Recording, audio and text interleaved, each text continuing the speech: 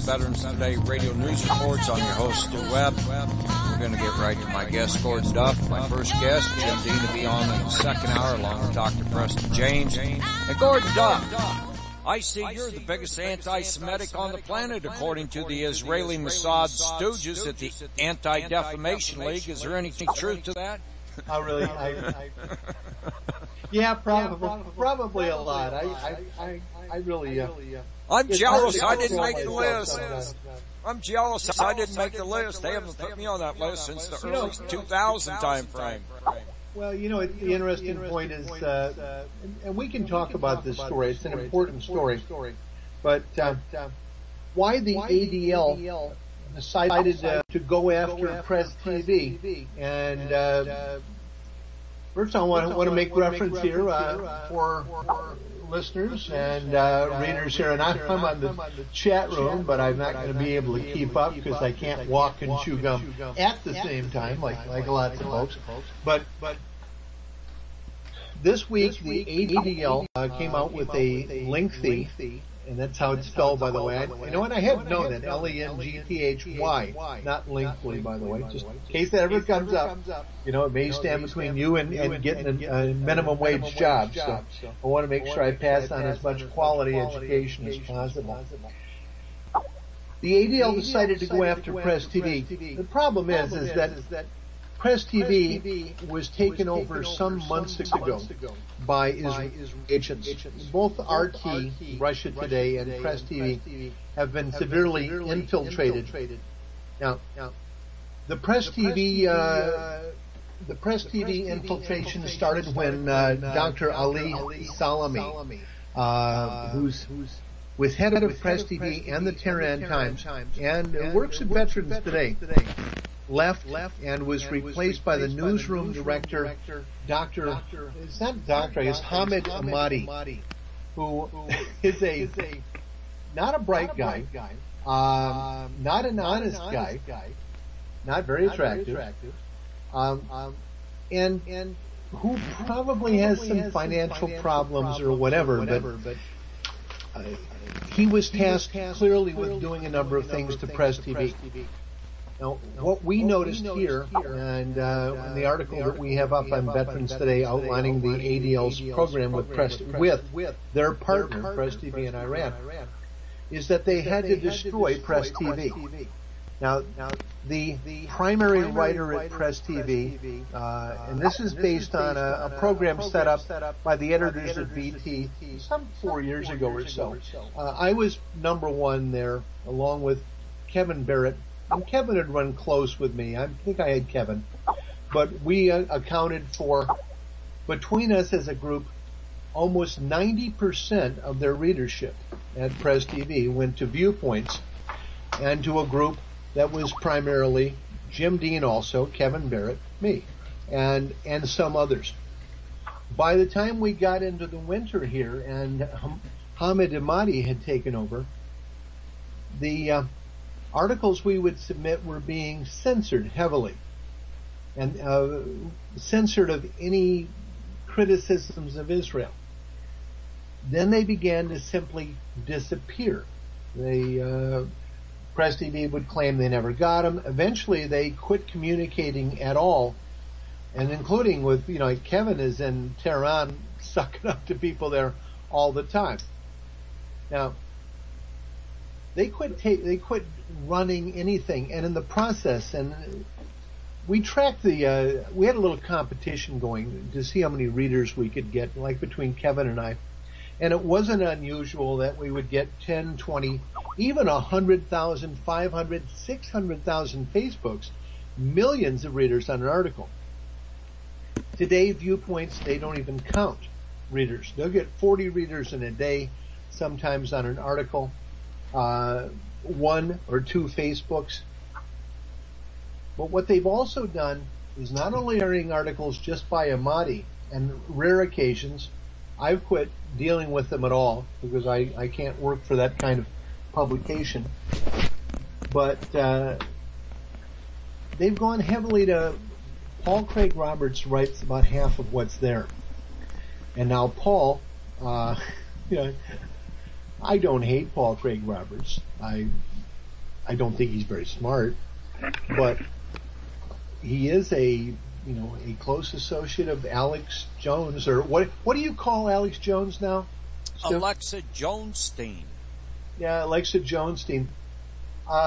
It is my personal suspicion, based on working as an intelligence analyst for a number of years and having a tremendous staff and a pretty good memory and a little bit of experience, that these and others, and it's almost all of the funny press, and we talk about this all the time anyway, so we don't need to run into, are working for Israel. What we found here, they are working for Israel, and Gordon, for the edification of some listeners who may have never heard this program, you're a former assistant of the CIA. They wanted to make you CIA director. Well, your position now, you can't even tell about. I quit so many times. Resigned, ran away, whatever. What they will do is this. The CIA will do this. They'll stop paying you. Okay? They'll do that. But they won't ever leave you alone. So you have access to information that the general public that has not. I have access to information the CIA will never get. Yes, exactly. So with that said, what you're saying about these people, you can back up and you can prove. Through Adamus, we run an intelligence agency, a private intelligence agency whose clients are governments friendly to the United States of America. And we advise those governments on areas of education, economic planning, strategic forecasting, and defense. And toward that end, I work directly with a number of governments that the U.S. has relationships with, and I talk to on a regular basis governments that we don't deal with that closely, like Syria and others. And those governments I do not work for and cannot, because I'm restricted by law, and it would be a conflict of interest to some degree. But BT informally maintains the degree of relationship. What's critical for let's say Syria and the United States? We're right now allies in a war, and if what we're all seeing and what we all agree to right now, although a lot of people I don't think can carry this discussion to where it needs to go. And we're going to talk about how far off base some of our ideas are, and it's all of us. It's even me. Things are so convoluted, even I don't want to think about them. But Syria's our ally in war. Syria has a couple 100,000 men in arms fighting against ISIS, a sworn enemy of the United States. ISIS may well be the biggest single direct enemy of the United States since the Second World War. They're quite likely that, very much that. Many people have renamed this from ISIS to the Israeli Security Intelligence Services. Well, ISIS is more than Israeli. The Israeli control of ISIS, and we're taking a look at this. The Israelis are certainly shuttling their jihadists through Israel. They're providing intelligence, satellite intelligence, inside the U.S., Pajama or PJ Media, tied to the Heritage Foundation and the Tea Party. The Tea Party is directly funding. The Tea Party is directly funding ISIS, providing their video accounts, doing their video editing. The Tea Party and PJ Media are producing the beheading videos, running the Twitter accounts. They're doing all of it. Israel's providing intelligence. The arms that are being flown in through, let's say, Libya and elsewhere and being dropped, and out of Europe as well, the planes are tracing to be those of the CIA. We don't believe that we've long believed that the CIA during the Bush administration, when many of the functions were privatized, that the CIA that we know of, that those people in Langley that all supposedly work in cubes, and then somebody calls up and says, you've got to be in Lebanon tomorrow. So they run out to the airport, get on a plane, and show up in Lebanon and say that they're an insurance salesperson, and then get involved in a car chase and kidnapping and whatever. That's imaginary beyond human belief. There are no operational personnel for the CIA that ever enter the buildings in Langley. Everyone is busted as soon as you're there. There are no operational personnel with the CIA that draw employment checks. Not really. People who claim they are nuts. The majority of CIA real operatives with criminal convictions are tough people. You can't work with terrorists, you can't work with narcotics dealers and murderers unless you can hold your own with them. One of the advantages for the CIA long ago is that so many of us got out of Vietnam with really bad personality problems that we belonged pretty much anywhere. So, I had gone to Vietnam as a nice kid from Detroit suburbs, I went to good high school and went to good colleges, and by the time I got back, I was almost as ready to eat a baby as one of your Council of 13 people. I'd gone bad, no question about that at all. I had absolutely no trouble blowing your head off and smiling at the same time. And those of us who served in Vietnam, the combat vets for the most part, we were all anti-war. We're mostly good friends. We tried to have as good a time as possible. We didn't go out of our way. Those of us who weren't crazy, I was a Marine. We wouldn't go out of our way to cause people difficulty. We would leave when confronted, invariably. And I'm picking on the Army here, and I really don't mean this, guys, but we used to joke about the Army and said when we would run, when we stopped, we'd still have our weapons with us, and that's just a little dig, but there's inter-service rivalry stuff, it's really good-natured stuff anyway. But yeah, if you would chase us, God help you if you caught us. What people would learn is you would attack a Marine base and you'd come into the wire and they wouldn't expect we'd come out with pistols and shovels and kill you. No trouble mixing it up one-on-one at all. None. Just we're bored. And the Viet Cong were a great enemy. I appreciate them. I'm certainly shot some of them. I probably would be better off if I hadn't, but they were there and they were being irritating, and I had no other way to get away from this, but and I'll apologize to them someday, like John McCain keeps doing over and over and over, but not quite yet, But don't hate those people. I think they were nice people. They treated us fairly decently. I liked Vietnam. I liked the Vietnamese people. I travel a lot. I worked, in banking for some time. Worked for God only knows. You don't even want to know. But I've traveled pretty much everywhere, and almost everywhere I have liked most of the people. This is one of these things when you're forced to travel continually, and I spent years doing this. It was me, the guy bundled up in the corner in the airport, looking like I was homeless. That was me trying to get a flight out of Kazakhstan or whatever. But you learn to meet people. You never go anywhere. The second time you go somewhere, you have friends and a place to stay and somebody to drive you and folks to go out to dinner with. Always work to meet people. And years of doing this and having a crew of people very much like me at VT and at Amos, we have a tremendous intelligence capability.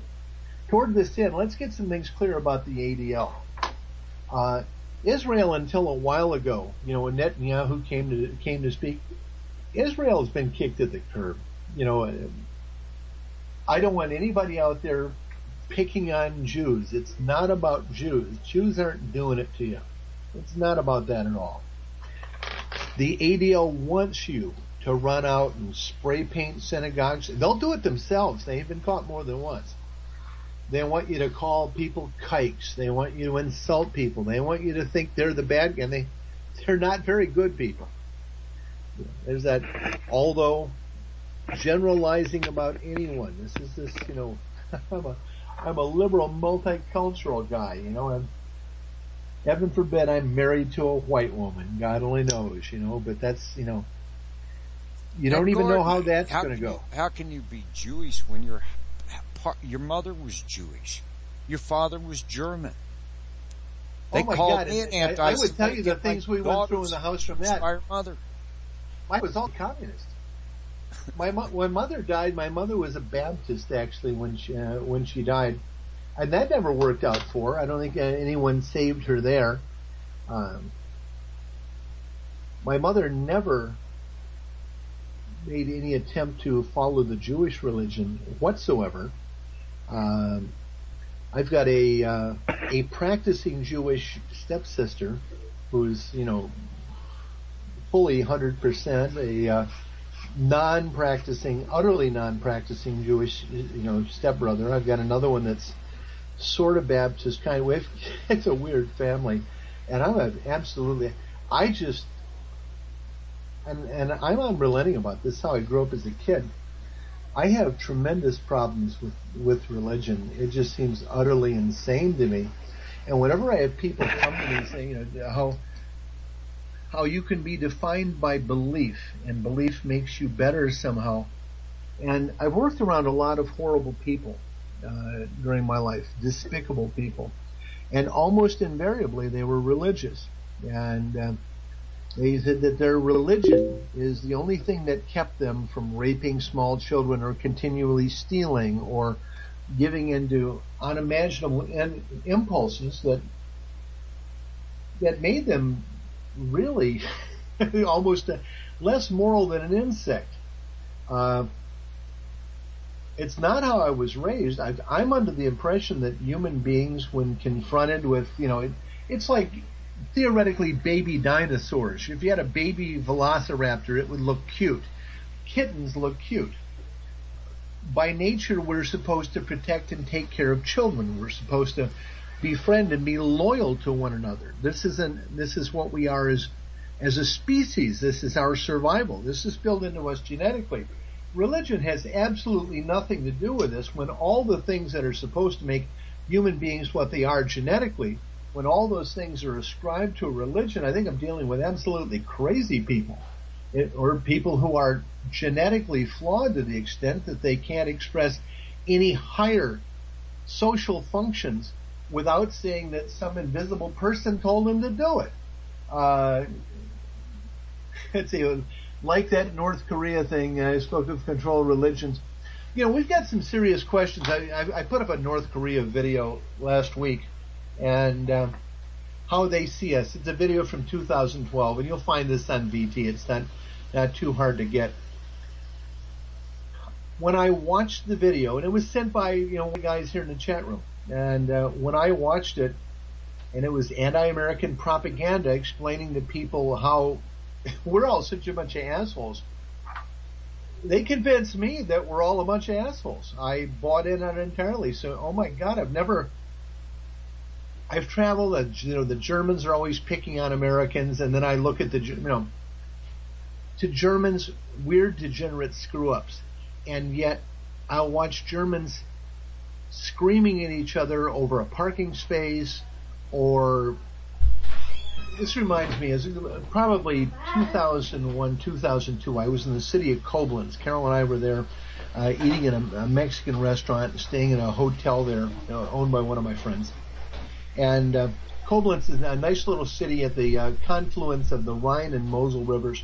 A great statue of Kaiser Wilhelm I, the good Kaiser Wilhelm, sitting there.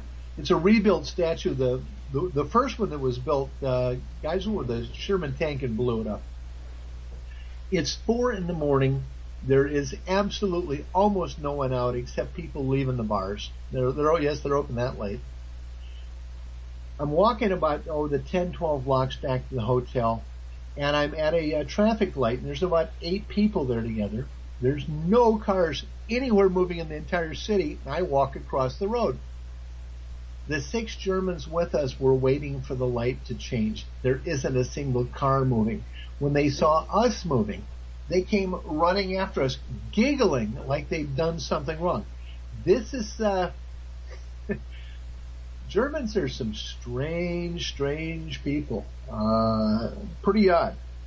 But the other thing that Germans aren't, and this is, we're rambling on this a little bit, which is fine, I think, for us to do this. But after the Second World War, the United States decided it was going to starve Germany out. And West Germany, we starved over 1 million POWs. I'm pretty sure of the number here, and I try not to roam off with these things because people will give you any number. But as many as 1 million German POWs were killed by the United States after the war. We starved them to death. They died of exposure. I know that happened. The German public, there's people making more than a couple million Germans were starved to death by the U.S. after the war. On the Russian side, and Germans had resettled, Germans had always lived in the area that we called Poland. Poland didn't exist, until the Treaty of Versailles in 1919. Poland hadn't existed for hundreds of years. So half of Poland was Russian, half of it was German. Additionally, Czechoslovakia didn't exist until 1919. Much of Czechoslovakia was German. During the war, Germans had settled from Austria, which was part of Germany as of 1938, had settled through the Ukraine, Belarus, into Romania, Transdniester, which we don't want to explain what that is, but they had expanded through the Baltic states. At the end of the war, those Germans fled and tried to get back away from the Russian armies. Many didn't make it. How many? Millions were murdered. What you have in Germany today is you have a country that really isn't very German. The people make fun of Hitler because he didn't look ethnically German. He was 5'9", 5'10". People say he was 5'2". I think he was 5'9". Decorated war hero, but certainly brown eyes, dark hair, booming, but squeaky voice in its own sort of way. But that as a German, he didn't, he wasn't the classic German, which I'm more or less probably that. I've got a kid that's 4 inches taller than me that, it looks like a Hitler Youth poster. But when we go to Germany, Germans are mostly, it's not just the Muslims, the Turks that moved into Germany, but Albanians, Greeks, Italians. Germany is a very different country. And the Germans that were left after the war, much like with Britain and France after the First World War, these wars devastated the gene pools, devastated the population. So there isn't much left. What these wars have done, what they've done to so many, is you're in a German town and you're the average American, you will be the most Germanic-looking person. There are more Germanic-type people in the U.S. than Germany. Germany is a very multicultural society. It's a tremendous area of problem in Germany because those people who identify themselves as ethnic Germans and who see the amount of cowardice Germany has shown in foreign affairs, where they've been pushed around by everyone, including Israel, who's no longer really pushes the U.S. around, which is sort of nice to see right now. If that 2 weeks of, and that's 2 weeks of semi-freedom we've had, by the way, after decades. So enjoy it while it's here. But Germans are, it's not just the anger that Europe has toward Muslims, and they do. They feel a tremendous amount of pressure. there's within France and elsewhere, a tremendous amount of pressure and hatred for Jews. And, if you guys check BT Paris, I mean, our entire staff there are Jews. And I don't think it's fair. I don't think it's reasonable. I've got friends in outside of, about 40 miles outside of Prague with a kosher brewery, Podvikin. Great beer. And kosher food distributing business. And probably about 10, 12 years ago, we were doing a market study on how many Jews are still in Eastern Europe. We call it Central Europe, really. We couldn't find enough living, surviving there.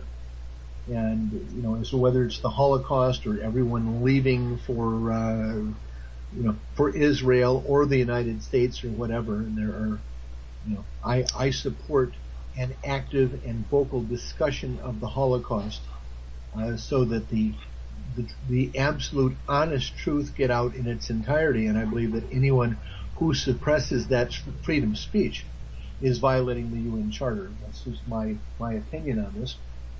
But Europe has always been torn up. The nature of Europe is that everyone in Europe hates one another.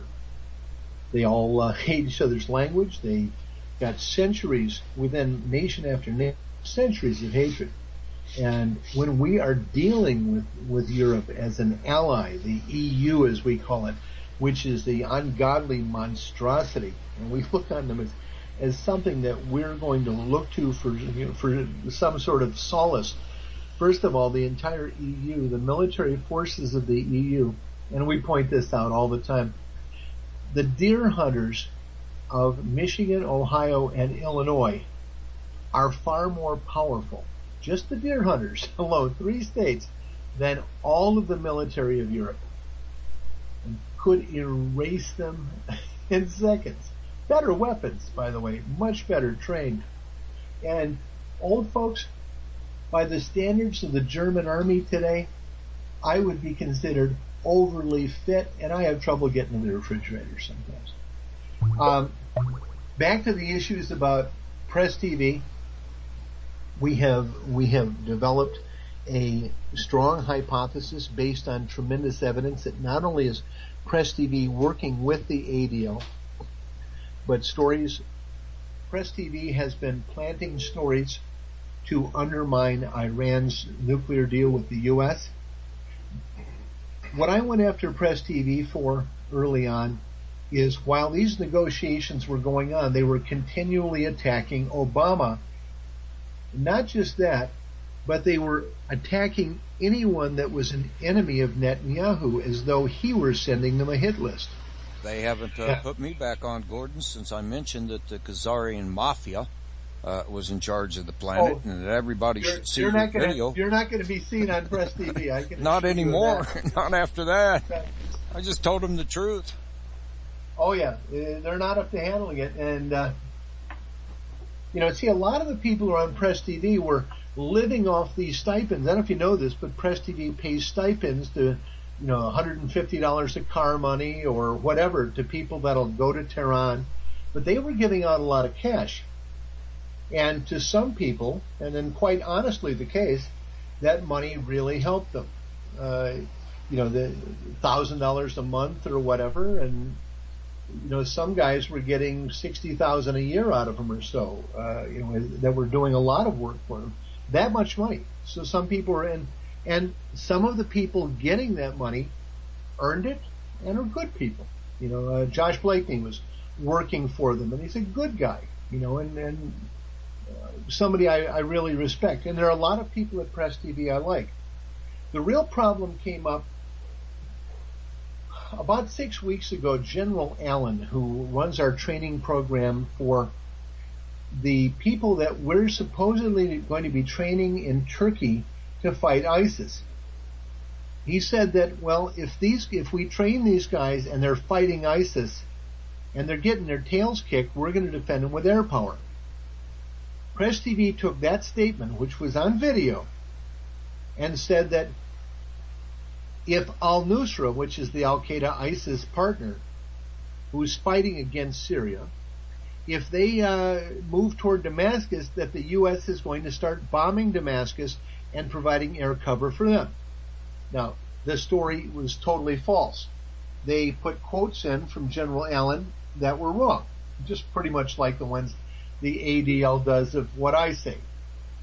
Because the stuff I say about Israel is a lot worse than they'll ever publish. It's not like they're doing it to make me seem bad. I'm actually far more bad to them than they'd ever admit. The problem is I'm both right, and I'm right in such a way that any sensible person would know it. You'll never get an accurate quote. So if you go through the ADL's article about me and others, Mike Harris and Jim Dean, the things that they say are not the things that we say. The things that we say, they don't want anyone to ever see, ever hear. They're never going to quote us, ever do it. Anyway, back to the story about Syria. So the Syrians get their news, since they're very isolated, from Press TV, and Press TV is telling them that the Americans are going to start bombing Damascus. And they go into a panic. There's no way they can survive this. There's no way they can defend themselves if the U.S. has begun an air war. Now, the problem being is that Press TV invented that story. And of course what it did was tear down the morale of the people of Syria. It helped encourage people plotting against President Assad to try to have him assassinated. Press TV took part in that. And it certainly upset a lot of people in Syria. And Syria is not a bad place.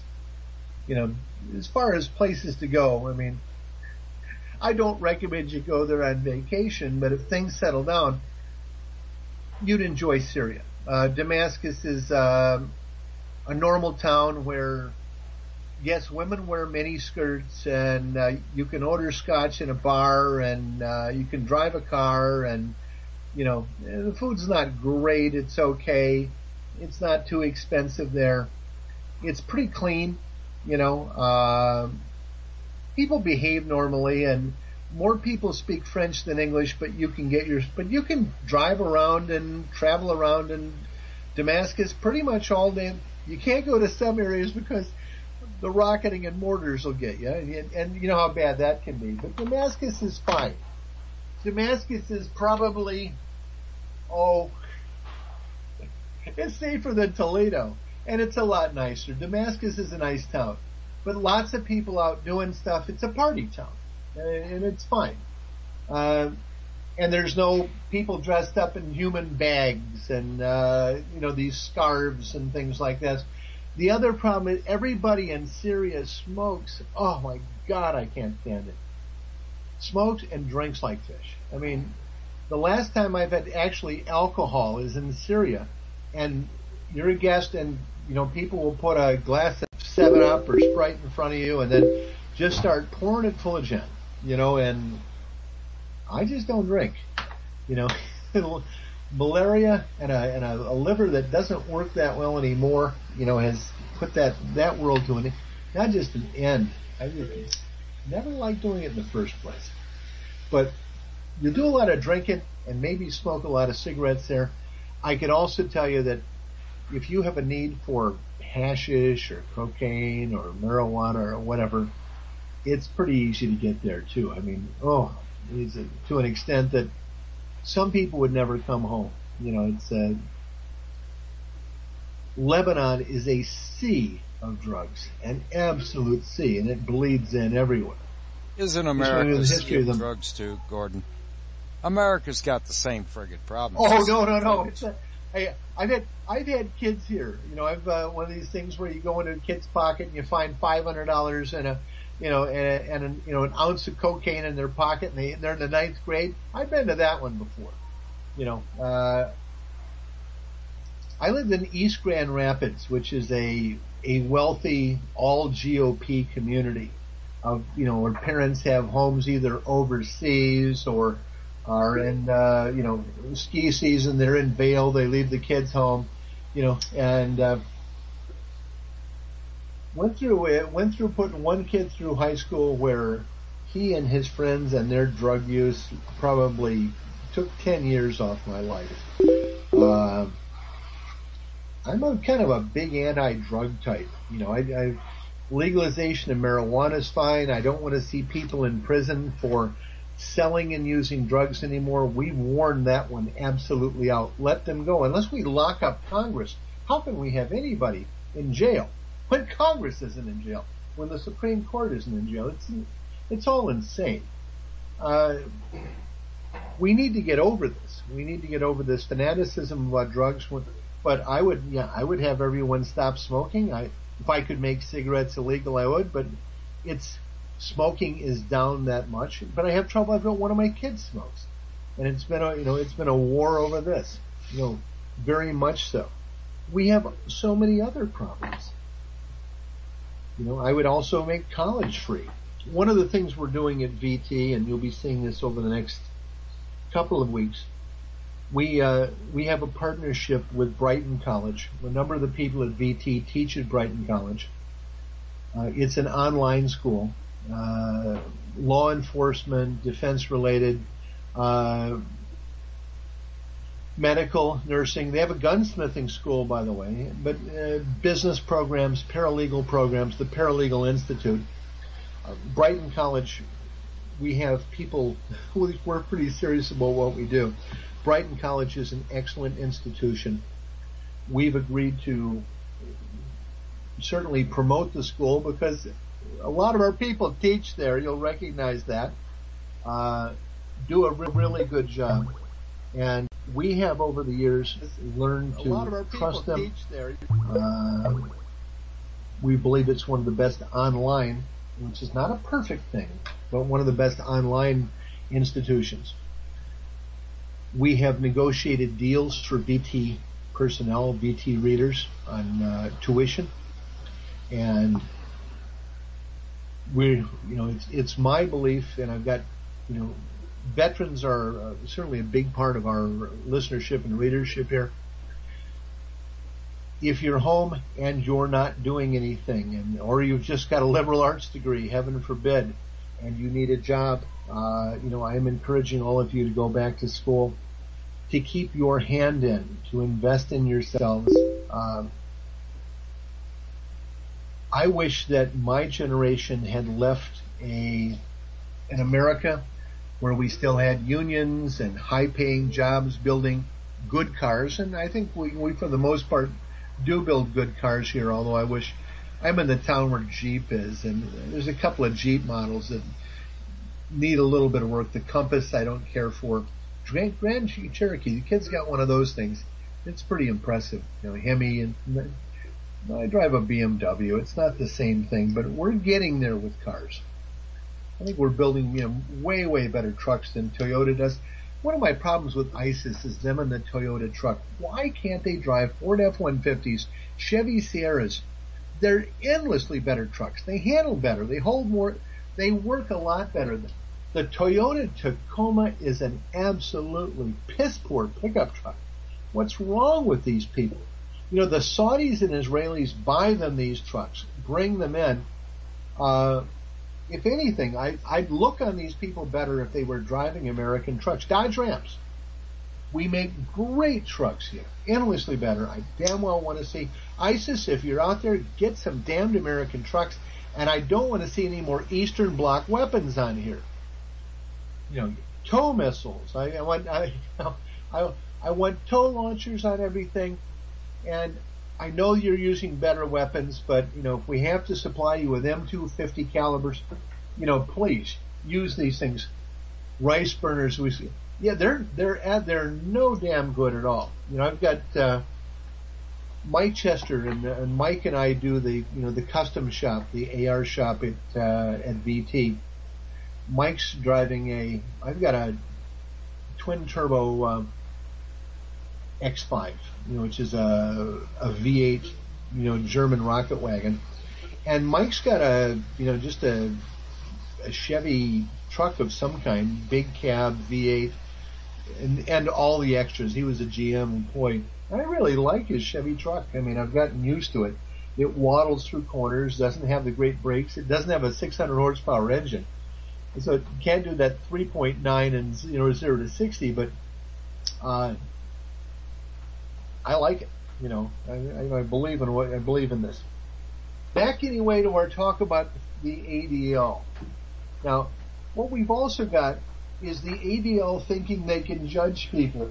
First of all, probably 5 years ago, the gang at VT decided to take down the ADL, the Southern Poverty Law Center, and the Simon Wiesenthal Center, because we knew them to be funded by organized crime, and Stu talks about this all the time, and rightly so. But they're a total con. We have a realistic look at Israel, and the world's a much more complex place than you're getting a look at. And I know everyone would like to have a TV version of reality, and we use that too often. The TV drama, the 1 hour drama, creates the model that we use to understand our world. Here's a for instance of what's been going on in the last 24 hours. About 10 miles out of Damascus, Yarmouk is a Palestinian refugee camp with about 20,000 people in it. The newspapers will tell you that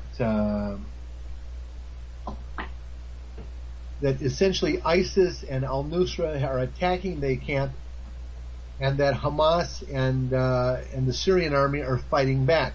And about 400 people have been killed. This is a major fight going on here.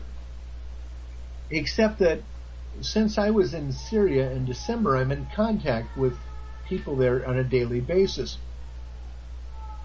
And the Syrians are telling me that Hamas and al-Nusra came into the camp as ISIS together,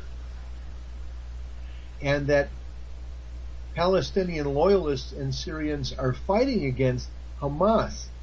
And they're saying that the Hamas organization that came into the camp is funded out of Qatar, the same place where ISIS is funded, and that groups that represent themselves as Hamas are closely tied to ISIS. And then we look, we know that Hezbollah is actively fighting against ISIS alongside the U.S. We know that Israel is providing support, including their helicopters are providing direct fire support for ISIS units in the Daraa, D-A-R-A-A, I think, which is a town just north of the border between Jordan and Syria, and about 40 miles from the border of Israel. You can find that on Google Earth or whatever. But we have to look at the Islamic community and who's who here. We've got Israel. Is this Israel against the Muslims, or is it Israel and Egypt and Jordan and Qatar and Saudi Arabia and Turkey against Syria, Iraq, and Iran? Now, how do we explain that? What do we call that? But that's what's closer to the truth. And when we begin looking at the situation with the Houthis, or Houthis, if we want to do the Americanized version, in Yemen, it becomes far more complex. The entire Middle East is tribal. Things when we look at the history of the Middle East, there's something we miss. There was no Islam in the Middle East until the 7th century. It did not exist as a religion. The Middle East was largely the remains of Alexander the Great's Greek Empire, which morphed into the Eastern Roman Empire, which was a Greek empire. The great Christian cities of the world, and I'm seeing here we're moving close to the end of an hour here. Like Gene to turn on his mic. Gordon, there's quite a few questions in the chat room here, and I know I can't keep up with this, guys. I know you can't keep up with them, but one of the things that people were pushing is Gordon Duff, Obama the president. Works for Bill Ayers. that's crazy. Okay, Bill Ayers isn't anybody. He never was anybody. Okay, I've got Mr. Haha. Hey Chip, I sent an email last week to Gordon about having chat rooms. I didn't get your email, by the way. I answer as many as possible. The best kept secret on earth, giants. I don't know about giants. I am briefed periodically on alien-related things, and of the briefings I get, I am finding many of the things in those briefings to be false. Mike Harris and I were talking about this earlier today. I'm jumping from one thing. Well, we don't keep on a tight schedule anyway. It's when you own a network, you can do what you want. But we are seeing here in the U.S. between fracking. Let me tell you about global warming here and yell at some people. We won't get into vaccination stuff, but I'll try to explain that at some point here. That's a tough one for you because I do not run out and get vaccinations either. Okay, not unless I absolutely have to, and I cringe. I've had reactions more than once, bad reactions to vaccines a couple times, nearly died from them. So don't look at it as nothing. But global warming, the people who are funding the programs that tell you that global warming is a hoax are the Koch brothers. The Koch brothers are probably the worst criminals in the United States. Whether you believe what they have paid others to say, that it's all a conspiracy over carbon trading and Al Gore, that's all a lie. Global warming is terraforming to make this planet unlivable.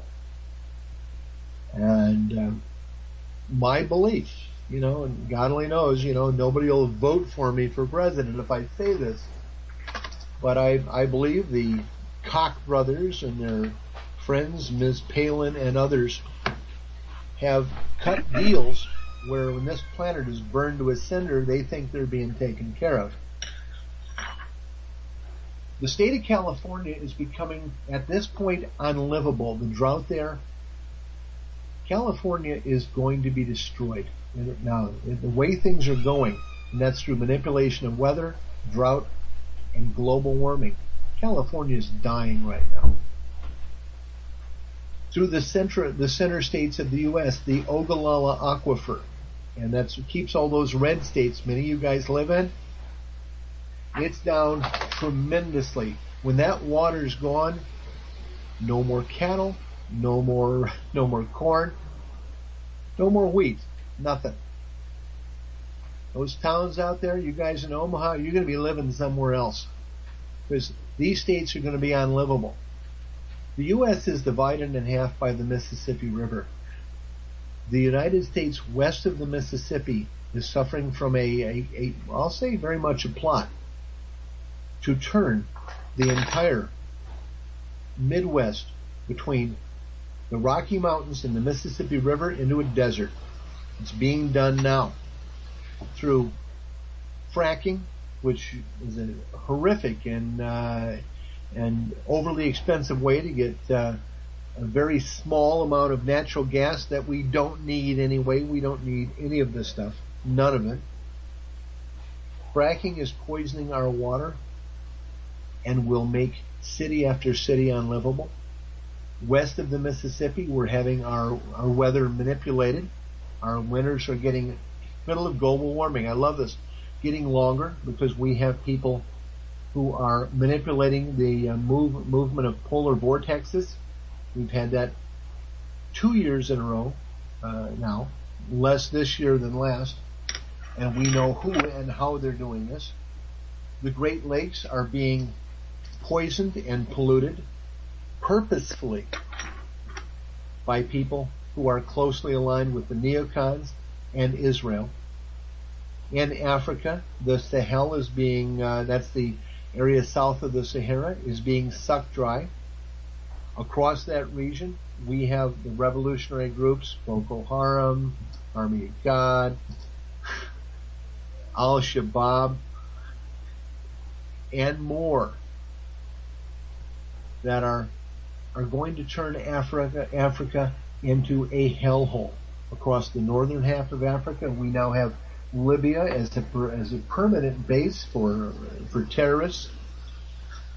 We have a very strange government running Tunisia.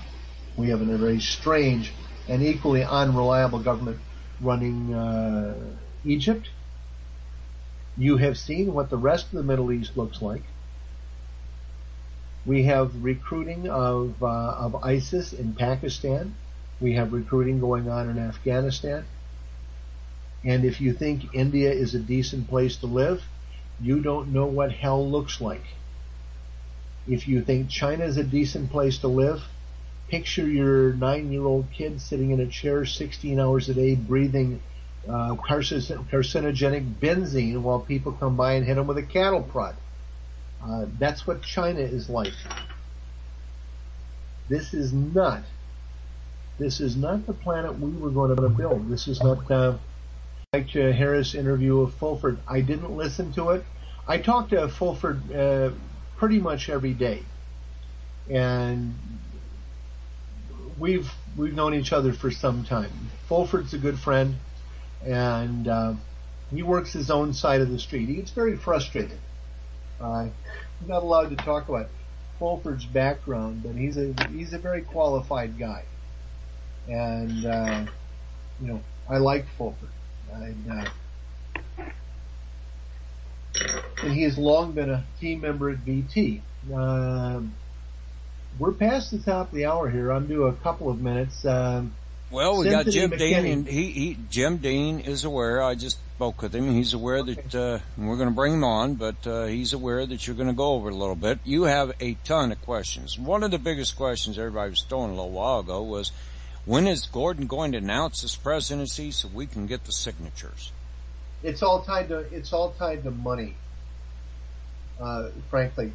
And there are campaign funding aggregators, and if you want to know who runs this country politically, the electoral system, we are trying to convince campaign funding aggregators that we have a chance of being elected and not just acting as a spoiler in the election, and that I will be able to give away millions of dollars of fraudulent payoffs and phony jobs to members of organized crime that support me, which of course the deal will cut for a chance to lock most of Congress and the Supreme Court up, which surprisingly there are a lot of people who find they get around this.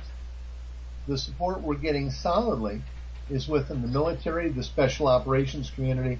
I have very high support there. Within the intelligence community, very high support. And within the political party money people of the Democratic Party, almost none. And within the Republican Party, I could run as a Republican. I'm finding that right now. Get the dough from Wanda. Wanda doesn't have enough money to buy his own lunch. Let's get that straight. And Wanda's I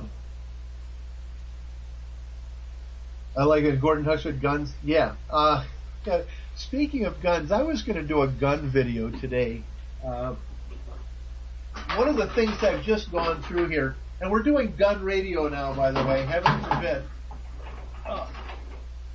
One of my favorite weapons, I have a very traditional M1A, that's a 308 7.6251 Springfield, which I've just got a 3x9 scope on it and a bit of an EBR rail system.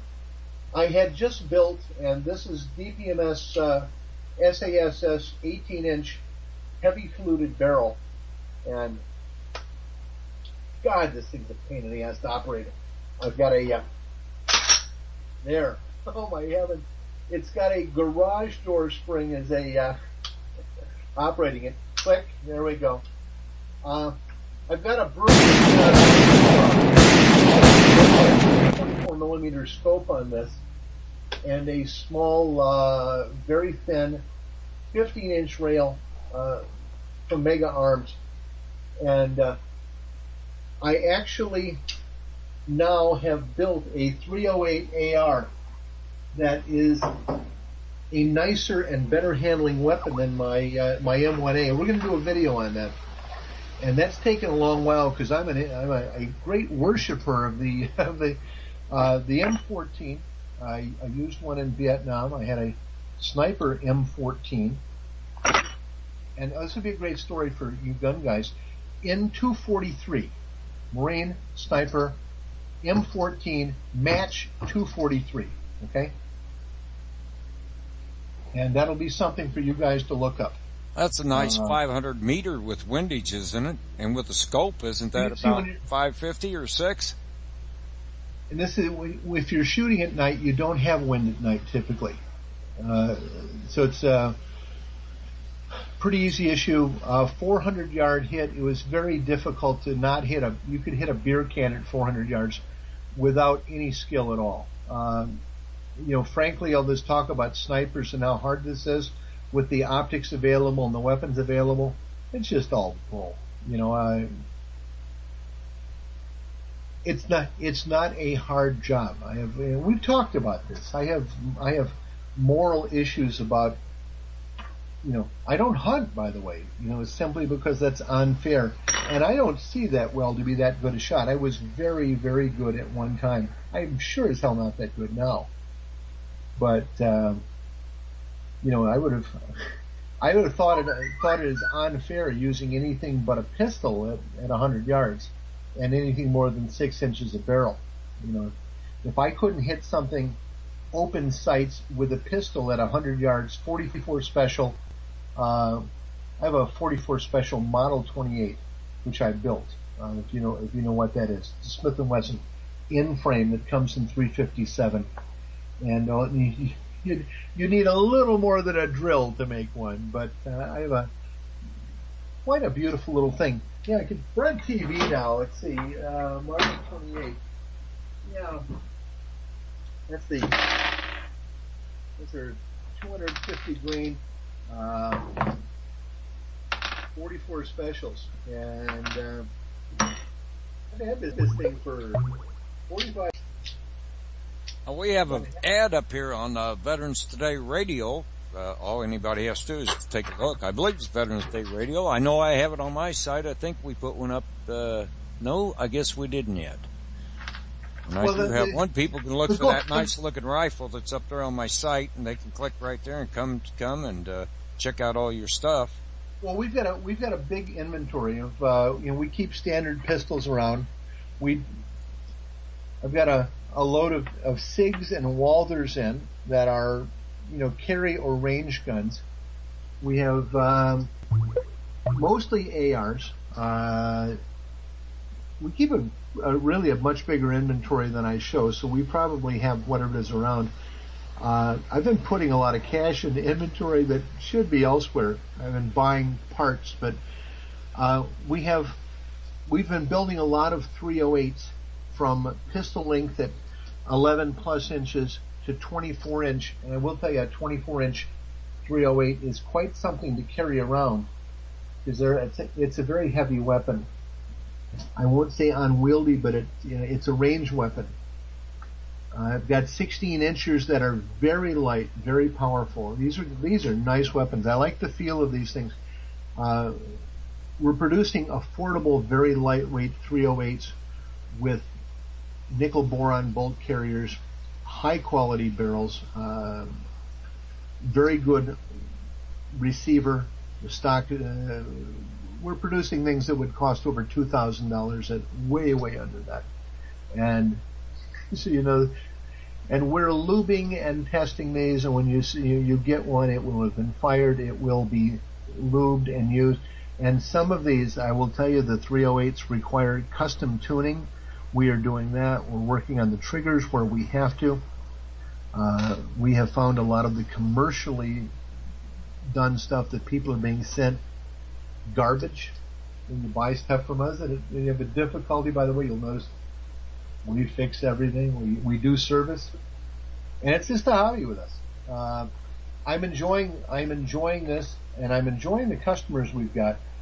gun people are a lot of fun, and I enjoy. And Gordon, yeah, just here in the past few days, the state of Kansas, the governor signed that. Oh, they went full. They went full carry. Yeah, full carry. I think that's great. Now, as far as talking about Wanda here, yeah, Wanda is the real deal. Wanda's one of the nicest people I know. Wanda's first of all a close friend. Okay, I was assigned Wanda at one point to look after, and I am a point of contact for one of our major intelligence agencies for retired intelligence personnel who carry tremendous secrets and who are vulnerable to blackmail or coercion. And that's been going on for some time. I think it's punishment. And part of the punishment, I've been sent several idiots and total fools, and Lee Wanta. And Lee's just a wonderful person. Lee is, a family friend here, as good a person as exists anywhere. His views on President Reagan and mine don't necessarily coincide. I worked for Reagan also. I think we can debate all of this for a long time, and we can, but nothing will ever interfere with my friendship with Lee. The money is very real, and the deal here, of course, is when the money comes loose, that it would be enough money to kill everybody that has it coming. The people are desperately afraid of this, and I'm not the easiest going guy on earth here. I'm not a journalist. I'm probably not a very nice person, actually, but I don't get mad because of my own things. Now, there's a major discipline thing when at times you have power, and learning not to have it make you crazy. And I won't say I'm above that, but I've seen it.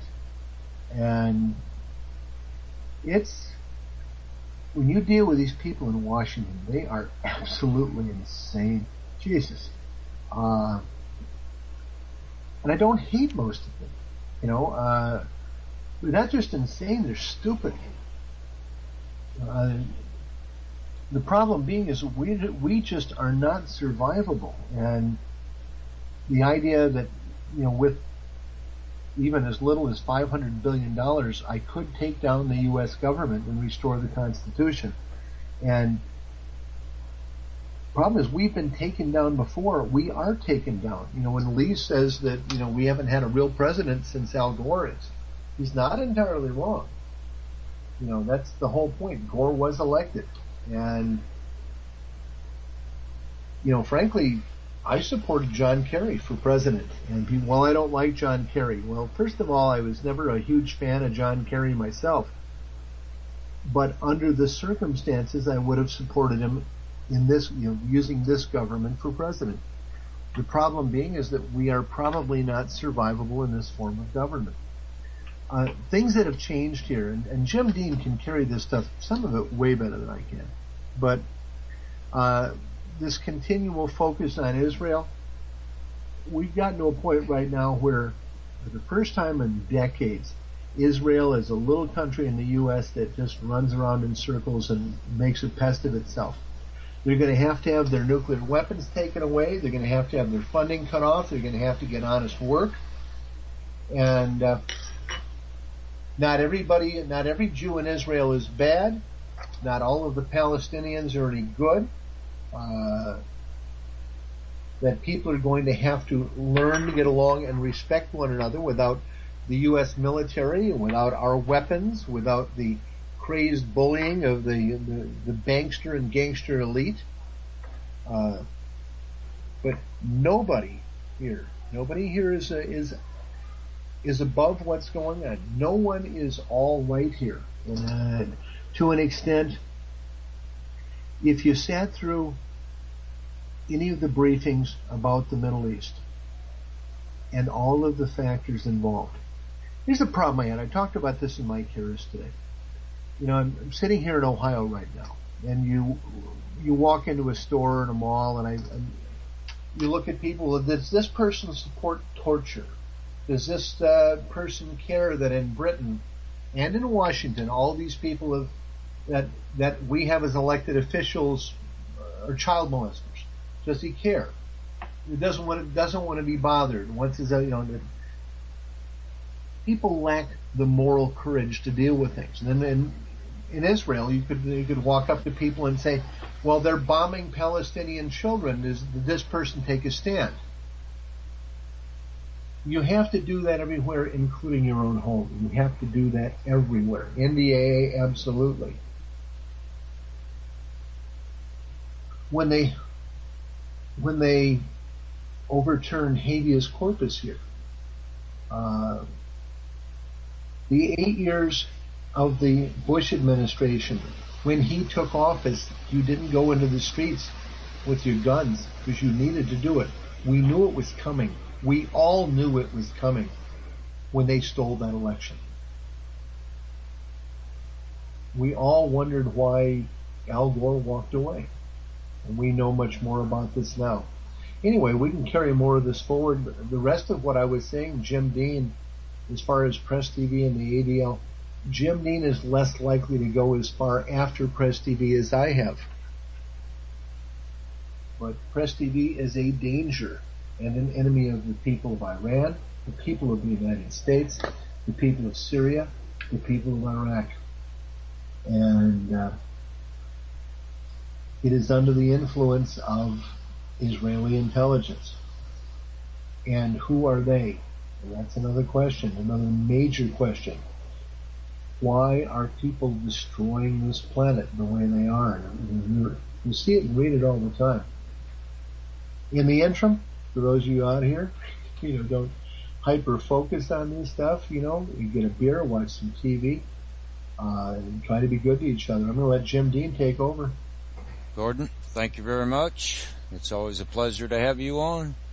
And Jim Dean, if you'll hold, we're going to go to a break, and this is the Veterans Today Radio News Reports. I am your host, Stu Webb, and I think Gene's right here, and we're going to play a song because I'm getting some coffee. Be right back with Jim Dean.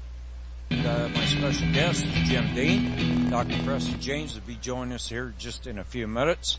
And we are a listener-supported network. We have new hosts coming aboard. I can't announce all of them. I did in the chat room. Former Congressman Cynthia McKinney will be joining us soon. Mike Harris has told Gene Chip Tatum that he's going to be coming over in the next 2 weeks for sure.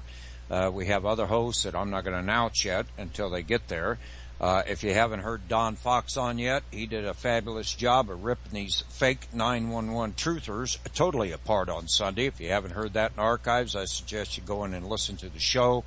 And if you'd like to advertise on Veterans Today radio, either a verbal ad or an ad on the site itself, give us a call. The contact information is there. And folks, don't forget, we are listener supported. And we put out, there's different ones that put out money for this network that needs to be recouped. And if everybody can chip in $5 a piece or $10, we'd have it in a week's time.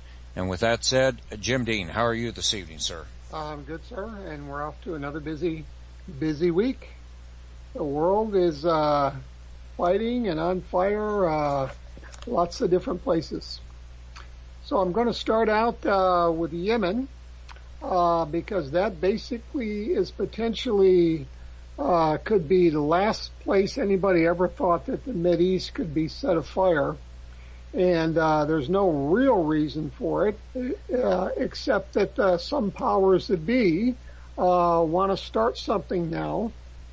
And all I can see that's motivating it is as the Iranian nukes hoax recedes into the rearview mirror, rather than losing momentum in terms of peace or focus on getting Syria squared away, that somebody wants to start up a new conflict basically keep all the attention on the next thing that they're going to use to rob our pockets. But in other words, we got Israel and Saudis. They want a new boogeyman, always a new boogeyman, yep, someplace. Always a new boogeyman, because they are the boogeyman. And of course, these poor people like Yemen, they're actually going to try to convince us. The Saudis are already saying that the reason they had to put this coalition together is the Yemenis are a threat to the region, and they just want to be able to run their country without a puppet. So it's amazing, even after the Iranian nuke hoax basically being exposed and formalized now, because part of the deal, the focus on the whole deal now, and it takes two steps of thinking to grasp this, that they're wanting to make sure that Iran can never have a nuclear weapons program, which is a full, formal admission that it never did have a nuclear weapons program, which is what Israel had said forever and ever. So they should be banished. I mean, Israel should be so shamed now that no one will even print what their concerns are about Iran, because they don't deserve to be listened to after 2 decades of false stories. And of course, the U.S. is guilty of that also, because the John Bolton, all the neocons and all of those folks, they rode that bogus story. And I have not heard of any of them being attacked with eggs and rotten tomatoes. Nobody's canceling their speaking engagements. So what we're about to see here, I'm afraid, is that rather than turning on all the people who've lied to about us about this and basically running them out of public office or any kind of public venue, that anyone inviting them to speak or to draw a crowd, they should get booed, that nothing is going to happen. Well, the American people, isn't it time that the American people, once we see one of these stooges like Lindsey Graham or John McCain or one of them on TV or one of the people you just spoke about, Bolton or others, that immediately everybody should bombard CNN on Twitter and Facebook and say, get these stooges off of here right now? Said we're so tired of basically hearing these extremists, and they are extremists.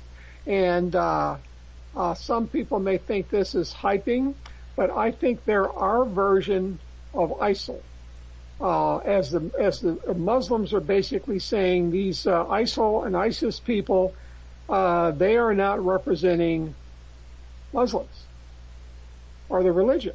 Israeli Security Intelligence Services is what they're calling it out here on the internet now. Yep, they're claiming that they are the only true Muslims, and we don't even recognize them. And we have to start looking at some of the people here that are in Congress and Senate, and the senator from that, they call themselves Americans and they want to defend America. And that's about as good as ISIL saying they want to defend the Muslim world and the Muslim people. And that's how phony, how fake that is. And they're both basically on a string, and they're being manipulated. But today, who's getting killed are the Yemenis.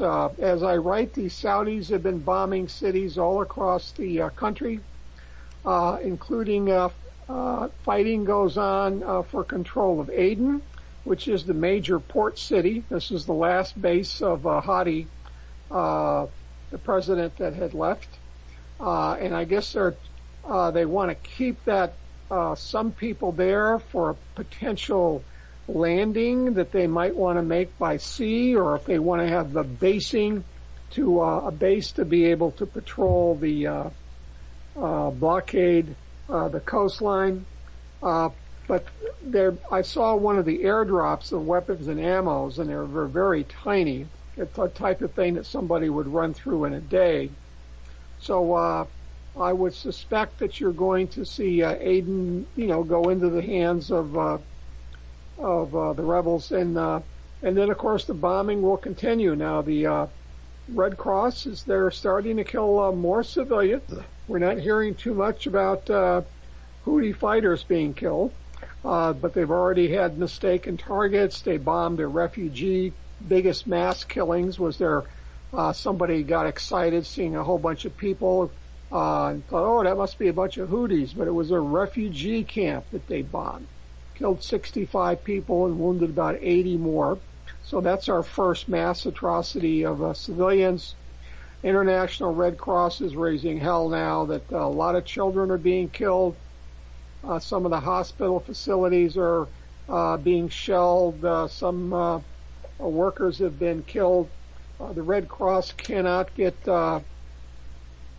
medical supplies in because they can't find planes that will fly in. I don't think they can get insurance to be able to fly in there at this time because they don't even know whether the Saudis may bomb the planes while they're on the runway. And we're finding some shifting allegiance here. Here you've got Turkey with Erdogan had planned to go to Tehran for a big meeting there. In fact, I think it was like next week. They've come out now and today, and they want Iran to withdraw its troops from Yemen, Syria, and Iraq. Now, Iranian has advisors. They don't have troops fighting in Syria. Syrian doesn't need troops. They don't want to have Iranians running around. They don't speak Arabic typically. That would be a mess, but they've been basically advisors. As military advisors go everywhere. Iraq has invited the Iranians in. So, Erdogan is posing this like they've interceded. They've like forced their way in, and it's an intervention that they're doing. But the Iranians have been very big, because the Iranians went in quickly while the Americans were trying to get the Maliki out, because he would not make the political reforms to cut a better deal for the Sunnis and the Kurds, and that dragged things out for about 2 months. And Maliki was finally out, and the Sunnis and the Kurds got a lot more representation. That gave them a stake in the deal to basically have something to fight for. So you've got and in Yemen, and no one has reported any Iranian troops in Yemen. I mean, what do they need Iranian troops there for? They don't speak the language. It's a country with 26 million people, lots of young men, 35 million guns. It's ridiculous. So why Erdogan would be doing this just before, and of course you had the Speaker of the Iranian Parliament basically said he should reconsider not coming. So here you've got Turkey and Iran have been fairly close during the sanctions. Turkey's buying Iranian gas, and so there's some shifting things going on there. And then we had Turkey come out and formally offer Saudi Arabia and the coalition logistical and intelligence support, but of course no troops. That would be not kosher back home. And then you had the Arab League criticizing interventions by Israel, Turkey, and Iran, and about how that was destabilizing the region. And yet you had the Arab League they basically all signed on to bathing Syria in blood. Over 200,000 dead now.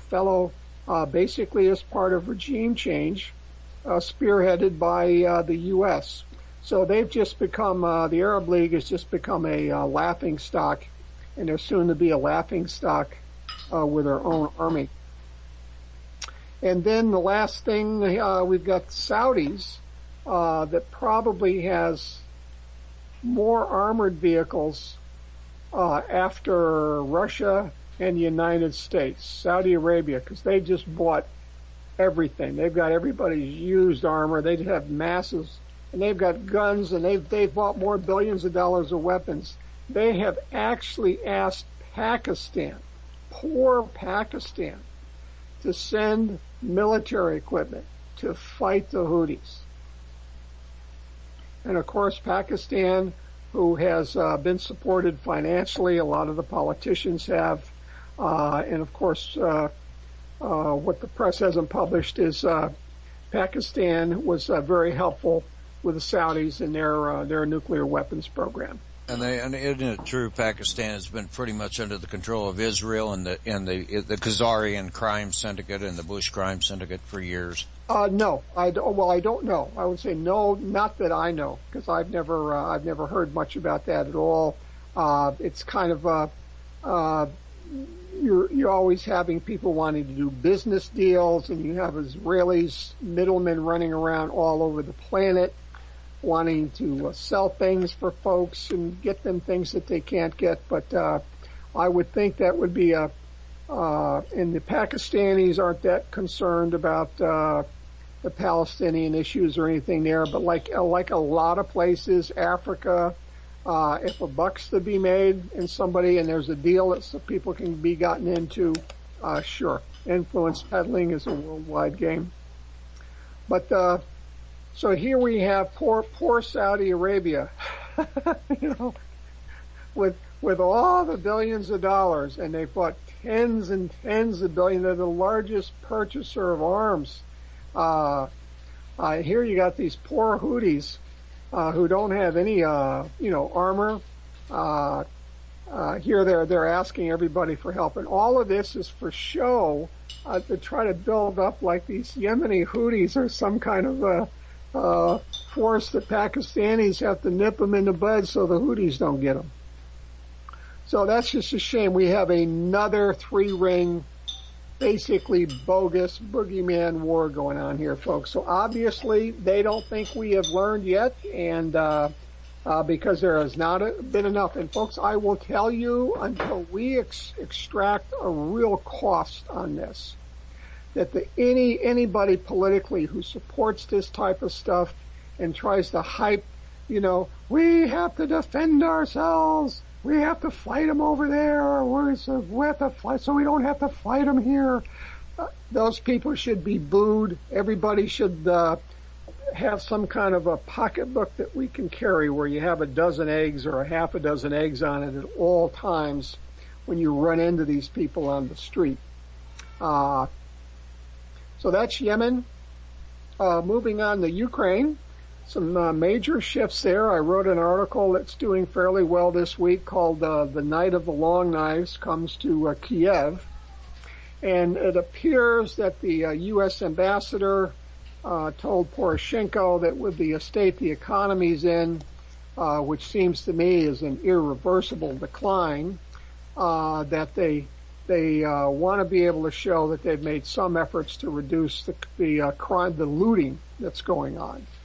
So they got Kolomoisky out because you had this situation here. You had the state oil companies that's in control of the pipelines and everything. He actually had controlling interest in that and had taken over the Kiev offices with armed people for a couple of days, which by the time that was over, without shooting, Kolomoisky has been spotted in the U.S. With his entourage going to basketball games. So he's not only out of politics, but he's out of Ukraine, just in case anybody wanted to do anything. And of course, he got the red carpet treatment with 10-year visas issued to him and all of his people. So he's got some friends here. But they're moving on next. Yatsenyuk, who's also been plotting against Poroshenko, wanting his job. He's now being targeted and for basically being involved, a lot of his supporters in corruption. His poll numbers came out today. He drew 22% in the election, and he's down to 4% now.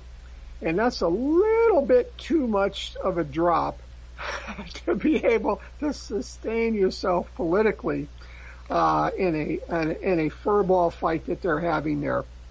And then again, he's threatening today that he has a list of who the real money grubbers and corrupt people are, which is typically what happens in these things, why people don't expect when they get to a certain level that they're going to be prosecuted and targeted, because everybody makes sure that they've got the goods on everybody else.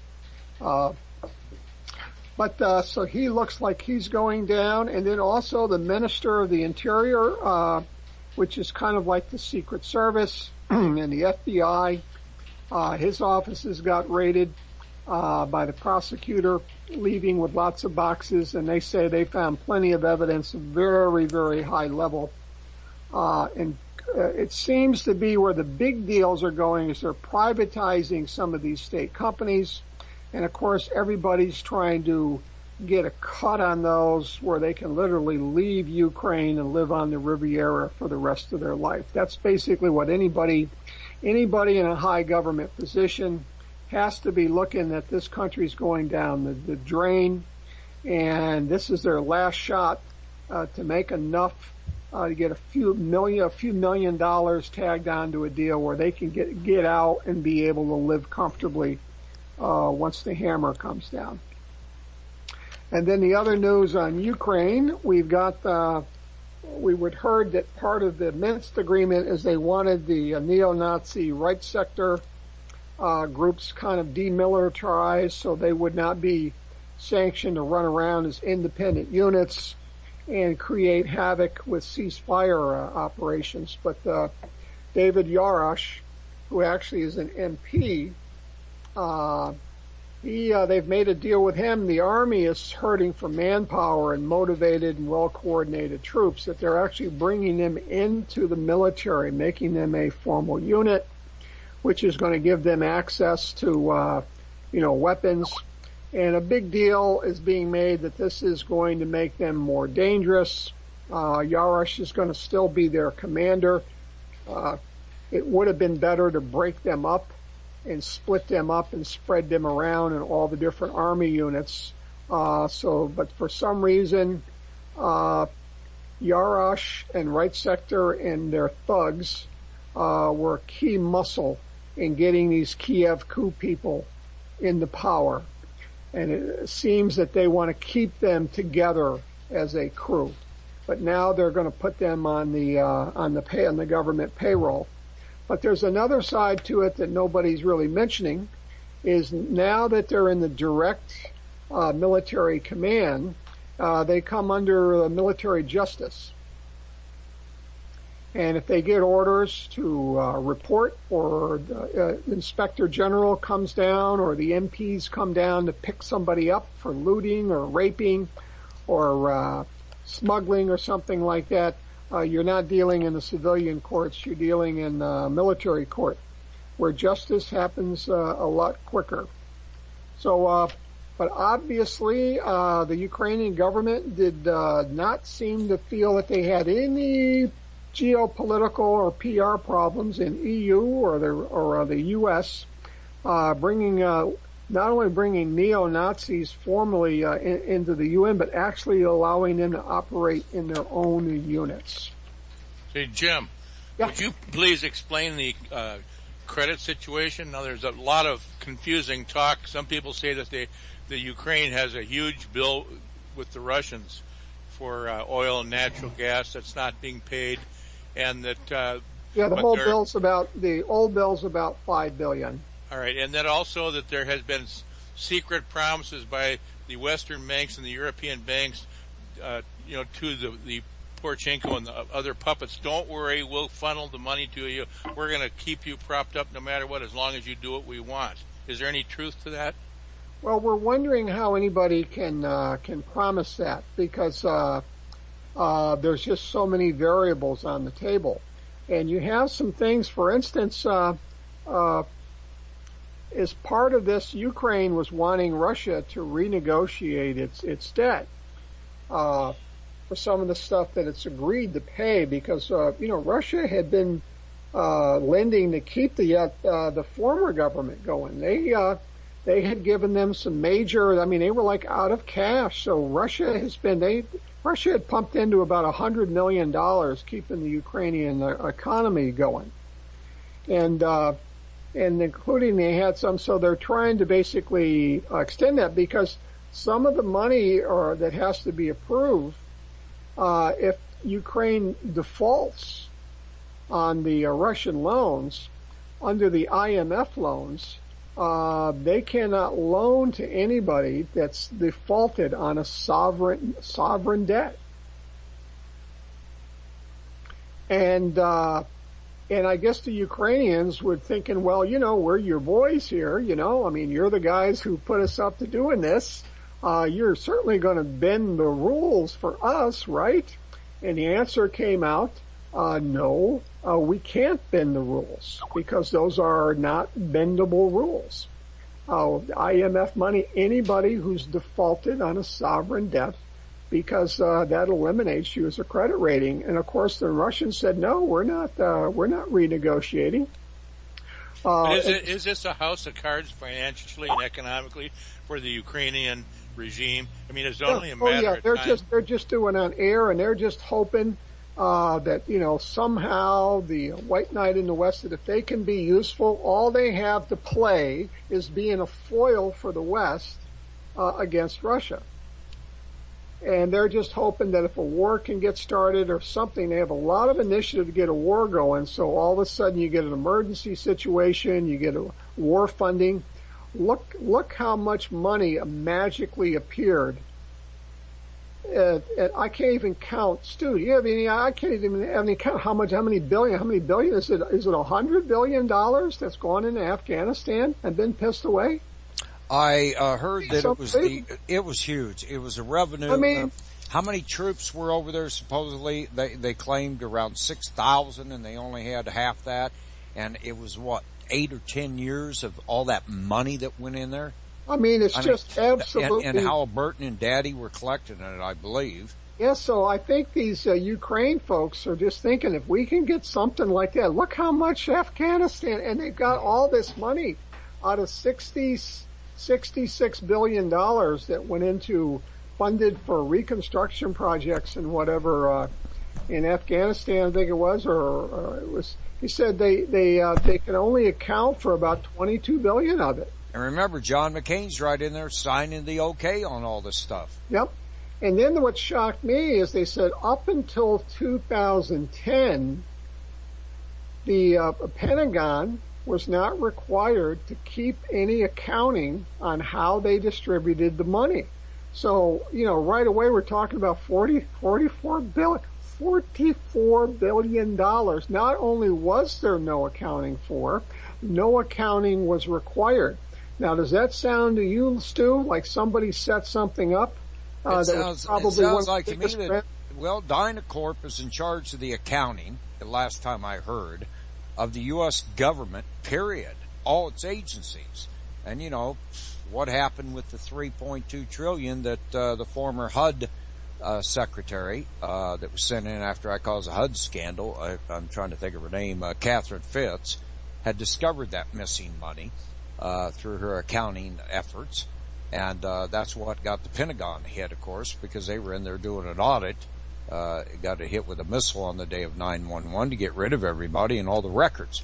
Now that's $3.2 trillion that disappeared, and that was the corp I just mentioned, Dynacorp, owned by the Bush Crime Syndicate, the Israelis, that did that. Dynacorp was also involved in trafficking kids out of all different areas that we were supposedly at war over in Russia back during the Clinton administration. I forgot the country.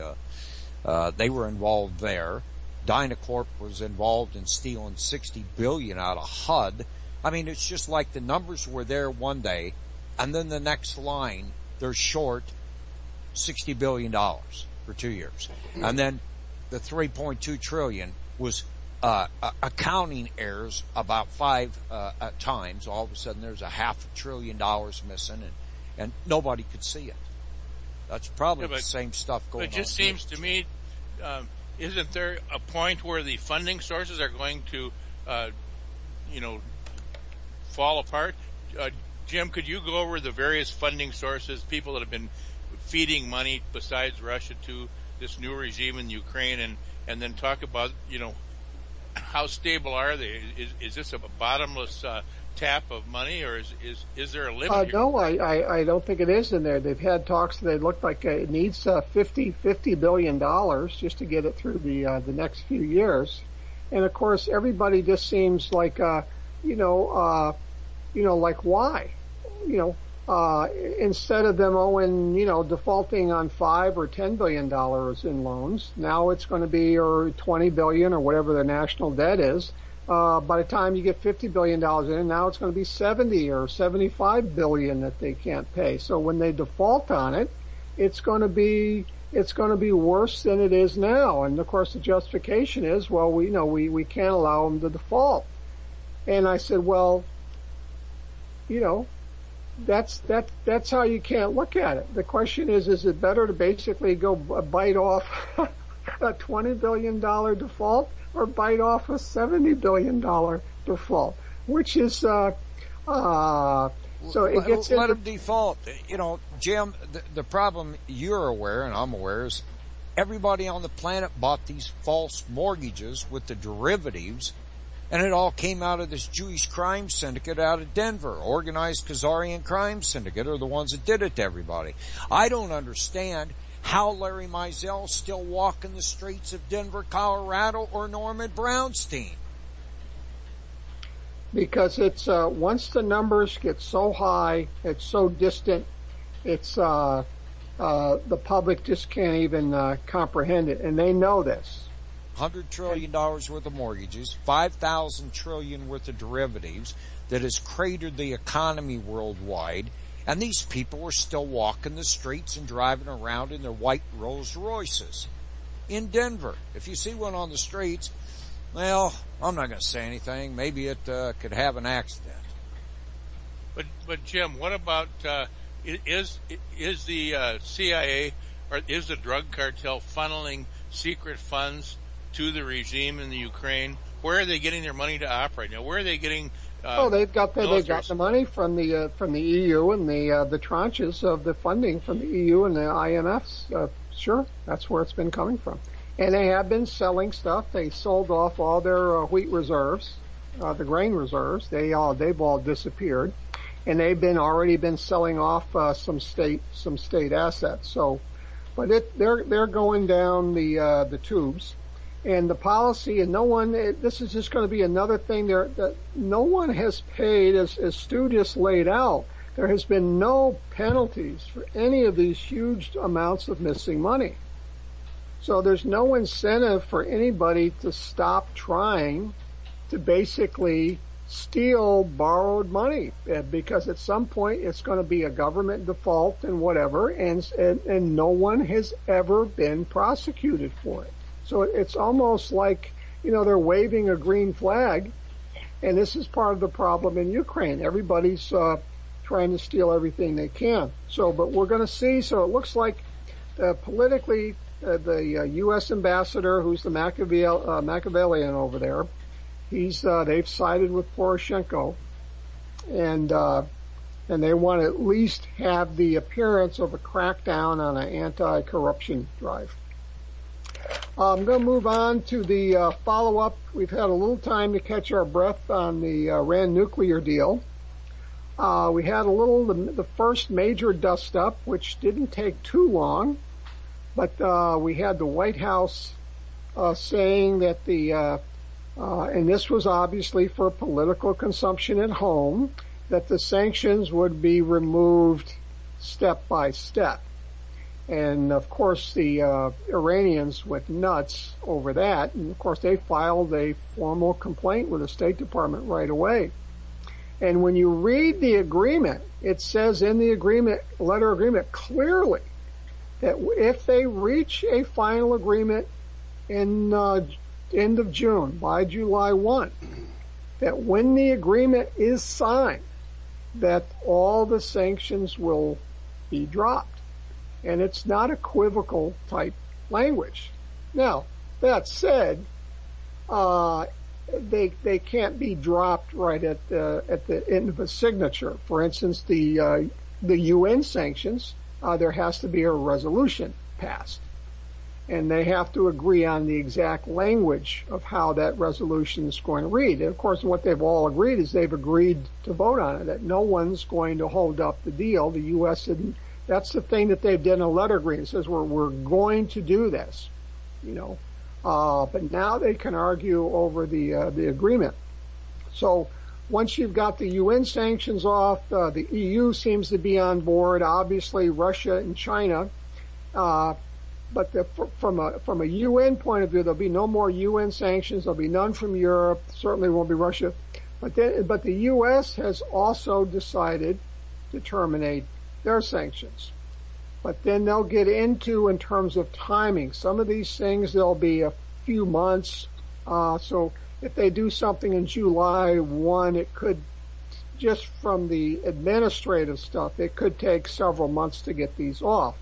So what we're kind of thinking is that, what everybody took that to understand is not what the U.S. wanted initially, and that was to gradually remove them. I think initially their position was over 20 years, 5% a year or something like that. And of course that was a political, dead on arrival in terms of Iran. They could never sell that.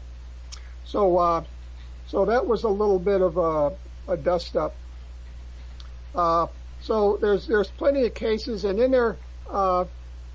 they've got this whole thing, well, why don't you keep the sanctions on them? And they said, well, the reason you can't keep the sanctions on them is they won't do the deal. That's why. They would have to be out of their minds. How could they agree to all these restrictions and monitoring like no country in the world has over their nuclear program and still have sanctions on them? I mean, the government leaders would be hanging by telephone poles 2 days after that was over. But the dummies here just felt that the people were too stupid to understand this. That's an absolutely unsaleable deal. But of course the reality is if anybody wants to break the deal in the West, particularly the U.S., all they have to say is, we have evidence that they're secretly running this program or whatever, and the evidence is classified, just like they ran the fake nuclear weapons program scam for the last 10 or 15 years. We haven't had anybody resign in disgrace. We haven't had any suicides with a little note left behind that, oh, now I'm exposed. I can no longer walk among my fellow Americans having lied to them. They don't mind. They've gotten caught and there's no penalties.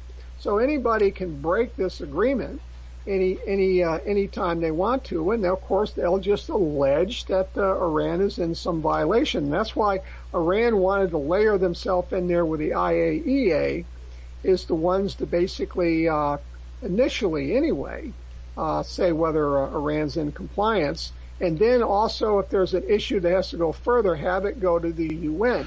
They wanted to put it in the UN Security Council because that requires a unanimous vote.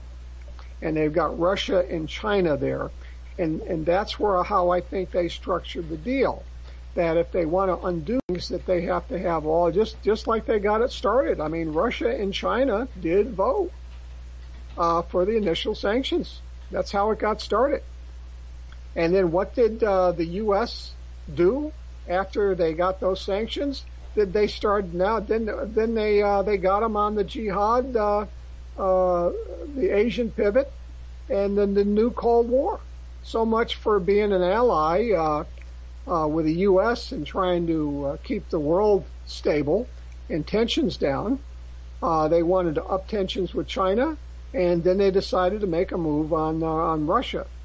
So people just have no idea that the level, these elected leaders you have up there and their cabal of appointees and all these folks, I'm using the term now political gangsters, because the way they operate is exactly the way gangsters would operate.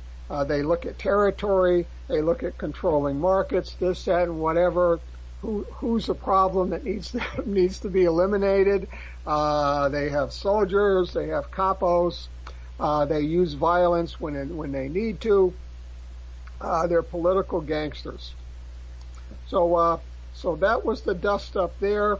And then today we had the U.S. Energy Secretary, Ernest Mons. he comes up and says, well, actually, the deal is forever. He says, because in a certain sense, because it's going to go with in stages. So now he's coming up. This is becoming like they're going to turn this into a circus. Everybody's going to have their interpretation. I mean, it says 10 years, and then it says 15 years, and then after 15 years, Iran will be free to do whatever it wants, which is one of the things that some people didn't like. But then again, if Iran does something that the West doesn't like or whatever, they can put sanctions back on again. So that's what they're missing, is that the door is open for Iran to do stuff, and of course the door is open for some of these other countries. If for some political reason they want to put sanctions back on, they'll do it. And they'll just make up whatever story they need to justify it. And then, that's the most surprising thing that I heard. Of course, Bibi wanted to, he hasn't been in the news for a couple of days. So we're always wondering, what's Bibi, what's he trying to do to scoop the news? And I gotta say, I was surprised. Would you believe that he now wants in the deal that Iran has to recognize Israel as part of the final deal? After all Israel has done to kill the deal, after all the false accusations of them having a weapons program and threatening to bomb them and whatever, they're saying that we got to get something out of the deal. That the Iranian government is going to humiliate themselves by being forced by Israel now after Israel's been exposed for the pathological liars that they are. I mean, you just can't make this stuff up. These people have no shame whatsoever. They don't even know what the word means. And I had to read that twice. I said, this guy, he could be a reality TV show. And then, the flip side of that outrageousness, an Arab country, that I would have lost quite a sizable bet on, comes up and said they're very, very happy that the deal got done, and they're very happy with it. And guess what country that is? It's Saudi Arabia. Iran's arch enemy. So what's the reason for that? That's a real turn of events. I mean, it really is. So, all I can think of, they want to trade with them, or is that I think the U.S. went along with them on the Arab NATO, and went along with them on this Yemen thing, and maybe I'm beginning to smell, don't torpedo the Iran nuclear agreement. We got to go forward for this. We've got reasons for this. And if you want some destabilization, we'll just start up another one. And you want Yemen, you want to basically be able to get your southern flank taken over so you can run pipelines out that way if you want to, rather than the Gulf if you're not able to run them through Syria, and then up through the Suez Canal, because they do have that big widening of the canal. And of course, what they're also keeping out of that is when you were doing a big construction to widen the canal, do you think it would be a good idea to go ahead and lay some big energy pipelines in it while you were doing all that construction work? Might as well, right? You've got the land. You're going to be doing all the dredging anyway. You might as well put the pipeline trunk lines in there. So, but Jim, I'm confused about what was the pretext that Saudi Arabia used to attack Yemen? What was their reasoning, and what kind of support did they get for that? Was there a special deal made between them and the United States in advance? Will it let you attack if you support our Iranian agreement? We don't know. Sure. I mean, there was no threat. Officially, they've said that they want to basically put back the legitimate government. Now here they are. They're wanting to get rid of Assad, who is the legitimate government. And so obviously they don't really care. It doesn't bother them that they're trying to depose a legitimate government there, and they've killed 220,000 people, and they've had 5 million people living in refugee camps. And now Hadi, who I think he went in with about 5% of the eligible voters, that's basically about when he was in, that's all of the vote that he got. So they're claiming he was the legitimate government. So it's really just a circus. This is just stuff that they just throw out for media people to have something to print. And all the deals are being made with the top government people. And then, of course, this is foreign policy. And they say we cannot disclose our secret negotiations. And you won't know until the books are written. So this is something that the people, although our butts are on the line, all these disasters and these wars and all the debt and everything, we are envy our quality of life lessons and whatever. And all these people who claim to be doing it in our best interest, that we know robbed us blind, they still continue. One of the ways they got away with it is we were never really allowed to tunnel down into them to find out who's really doing what and to whom and why. And our Congress was absolutely worthless. So in terms of anybody really protecting us, we don't have anything. The courts, Jim, this attack though on Yemen, I mean, why isn't Congress all upset about this? Why isn't our State Department screaming bloody murder that this is unadulterated aggression? These are war crimes, and I mean, they should be up in arms over this. Well, you're certainly not going to have anybody who's going to be up in arms over the Saudis because they can be very generous at election time also, although that's done very quietly. But so from a Congress side, I don't think that's an issue there. But what the real surprise is they really the UN lost a lot of prestige here. Of course, Lavrov is he's the only one to basically say it's an illegal intervention because the Russians basically say any intervention that's not done on the auspices of the UN is an illegal intervention. But of course, all those countries that are in the coalition and the U.S. and whatever, they're basically saying, we don't care what the UN thinks. Now, the EU is the only political bloc that basically came out forcefully against it. No individual country said anything, but the EU foreign minister was pretty quick out. They said this is a very bad move here to unilaterally beginning a military action, and you're bombing and whatever in a situation that's already a powder keg. So that's the only place where we saw Preston any real responsible political response. And the rest of it is a wasteland. The U.S. said that they would provide intelligence support, and it's just turning into a mess.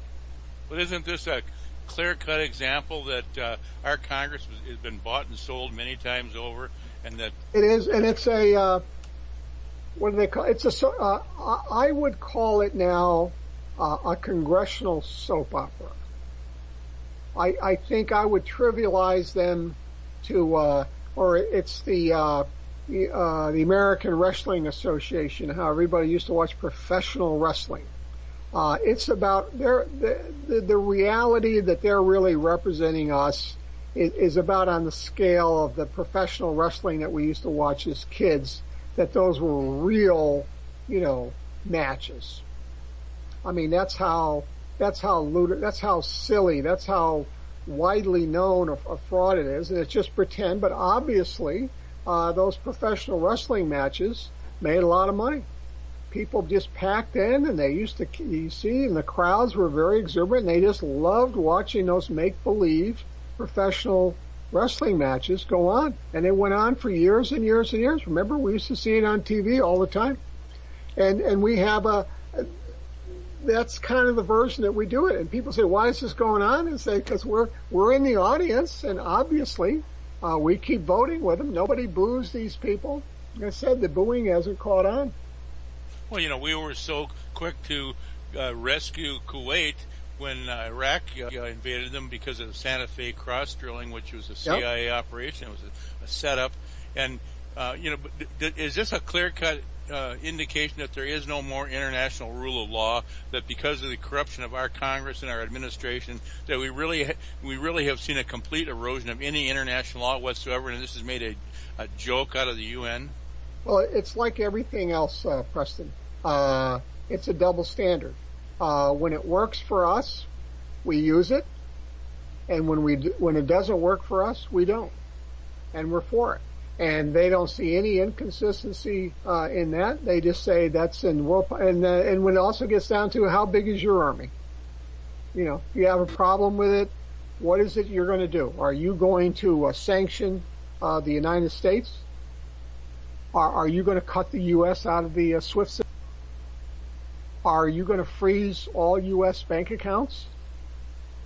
Is that what you're going to do? And that's really what it gets down to. It is power. It is what are you going to do about it? But Jim, look at this money machine, this Federal Reserve, this Rothschild banking machine has been pumping out counterfeit money for years. Even years ago, the CIA gave real treasury plates to the Koreans in Iran and various countries and let them print. Now, is there a point where there's just going to be so much saturation of U.S. dollars that the whole thing is just going to stop working? Is that day coming? Well, it'll never stop working for this reason. It'll stop working in its current form. Okay? So eventually, what happened to Germany with the Weimar Republic when they had the massive inflation and whatever and everything crashed and whatever? Did Germany disappear? No, they got a fascist ruler. Well, they went through a horrible time, but here we are 50 years later and whatever. Eventually, it got replaced. Whatever went down the tubes got replaced with something new. They started over. So no matter, sure, these things can happen and whatever, but eventually somebody has to start over. One of the leverages Greece is putting on Germany now for playing hardball because on the debt, because Germany knows that if Greece is allowed to slide, that Spain is going to be right behind them, and several more of the other countries, that they're all under political stress on these cutbacks. But Greece is basically already, and Italy's already talked about this, is printing their own currency. But look, it seems to me that the U.S. dollar has gone higher and higher because the other economies are so weak. The European economy is so weak that it just kites up the dollar. But, as Stu has mentioned so many times, the amount of derivatives out there, I don't know how many, it's 400 quadrillion. But the derivatives and the budget and whatever and the value of the money, you say, well, the U.S. dollar, won't be crap. And I said, well, that won't happen if everybody else's currency are 10 times worse crap. So everybody's currency will be crap. Okay? But others will be like, the Japanese yen. What is it, 2,000 to the dollar or something like that? And the ruble has a very, very high multiple and whatever. There will be some type of adjustment made as to how people will value the currency. And even the Italians, when Berlusconi, he came out, he was the one that basically floated this, that he said, we won't leave the EU. Leave the euro in terms of using the euro. But we may want to start a dual. He basically, I thought in a way it was a brilliant idea that will bring a second currency that we may just use in domestic. But could these derivatives crash? And if they did, would it be a worldwide phenomenon? Would we see new forms of money being created. Oh, yeah. You would have all the different countries would just set up, and they would just do their Federal Reserves. And they said, we have capitalized this Federal Reserve. We figured we have all the state lands. We've got all the military bases. We've got all of this federal property, and it is worth umpteen gazillion dollars. And we're issuing umpteen gazillion dollars of currency, the new currency that we will exchange for such and such for this.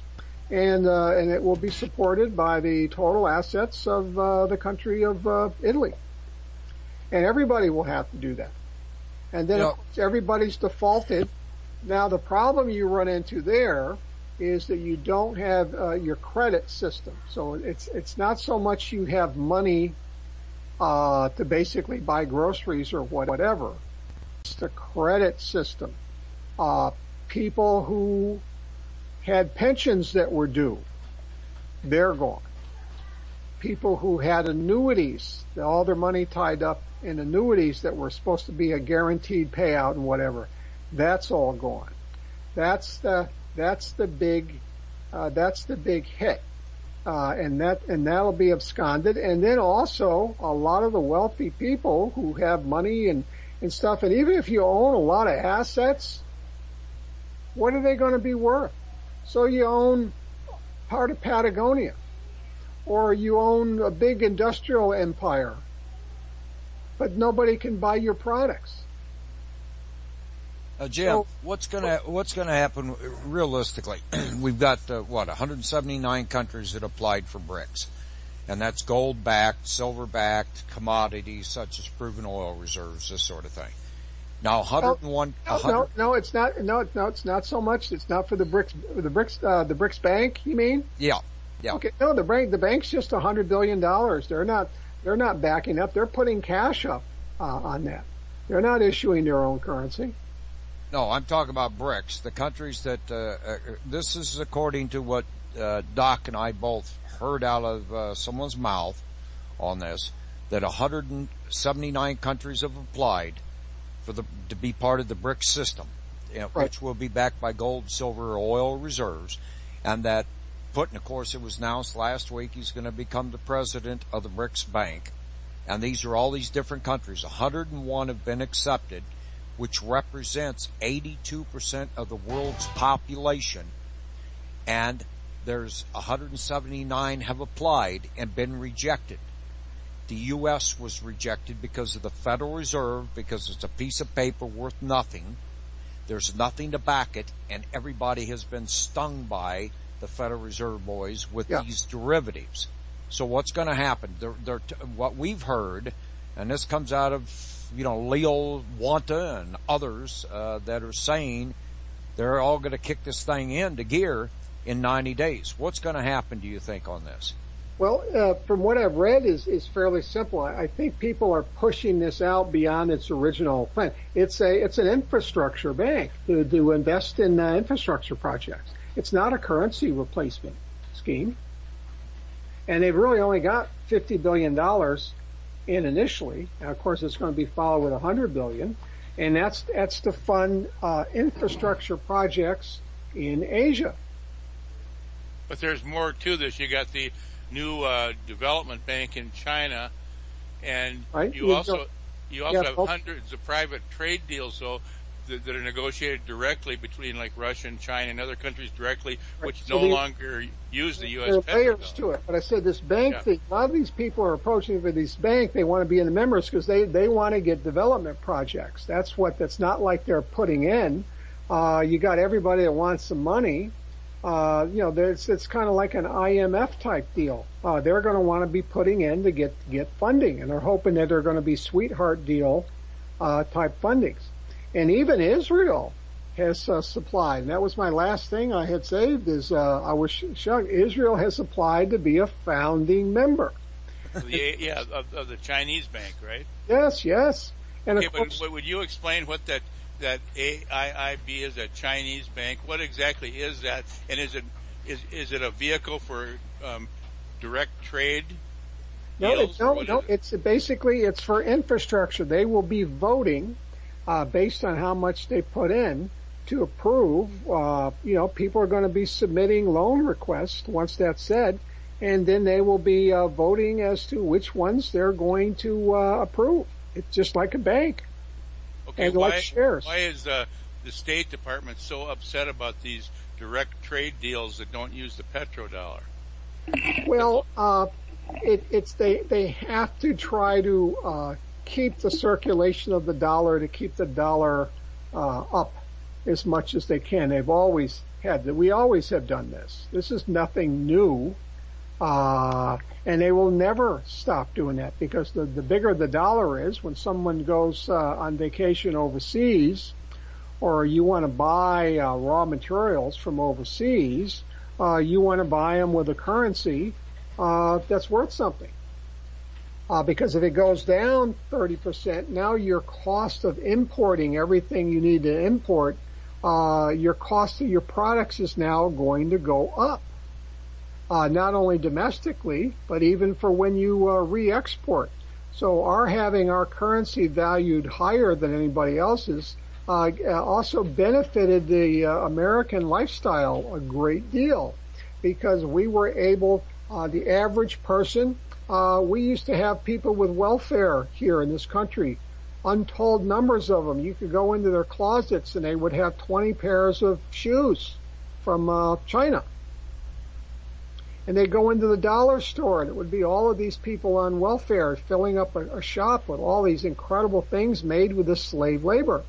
And you would ask people, how do you feel that the person that, for you to be able to buy this at $1 and you think so wonderful, that there's basically slave labor had to do it. And of course, they didn't care any more than people cared 100 years ago, or 200 or 300, had ever cared about profiting from slave labor.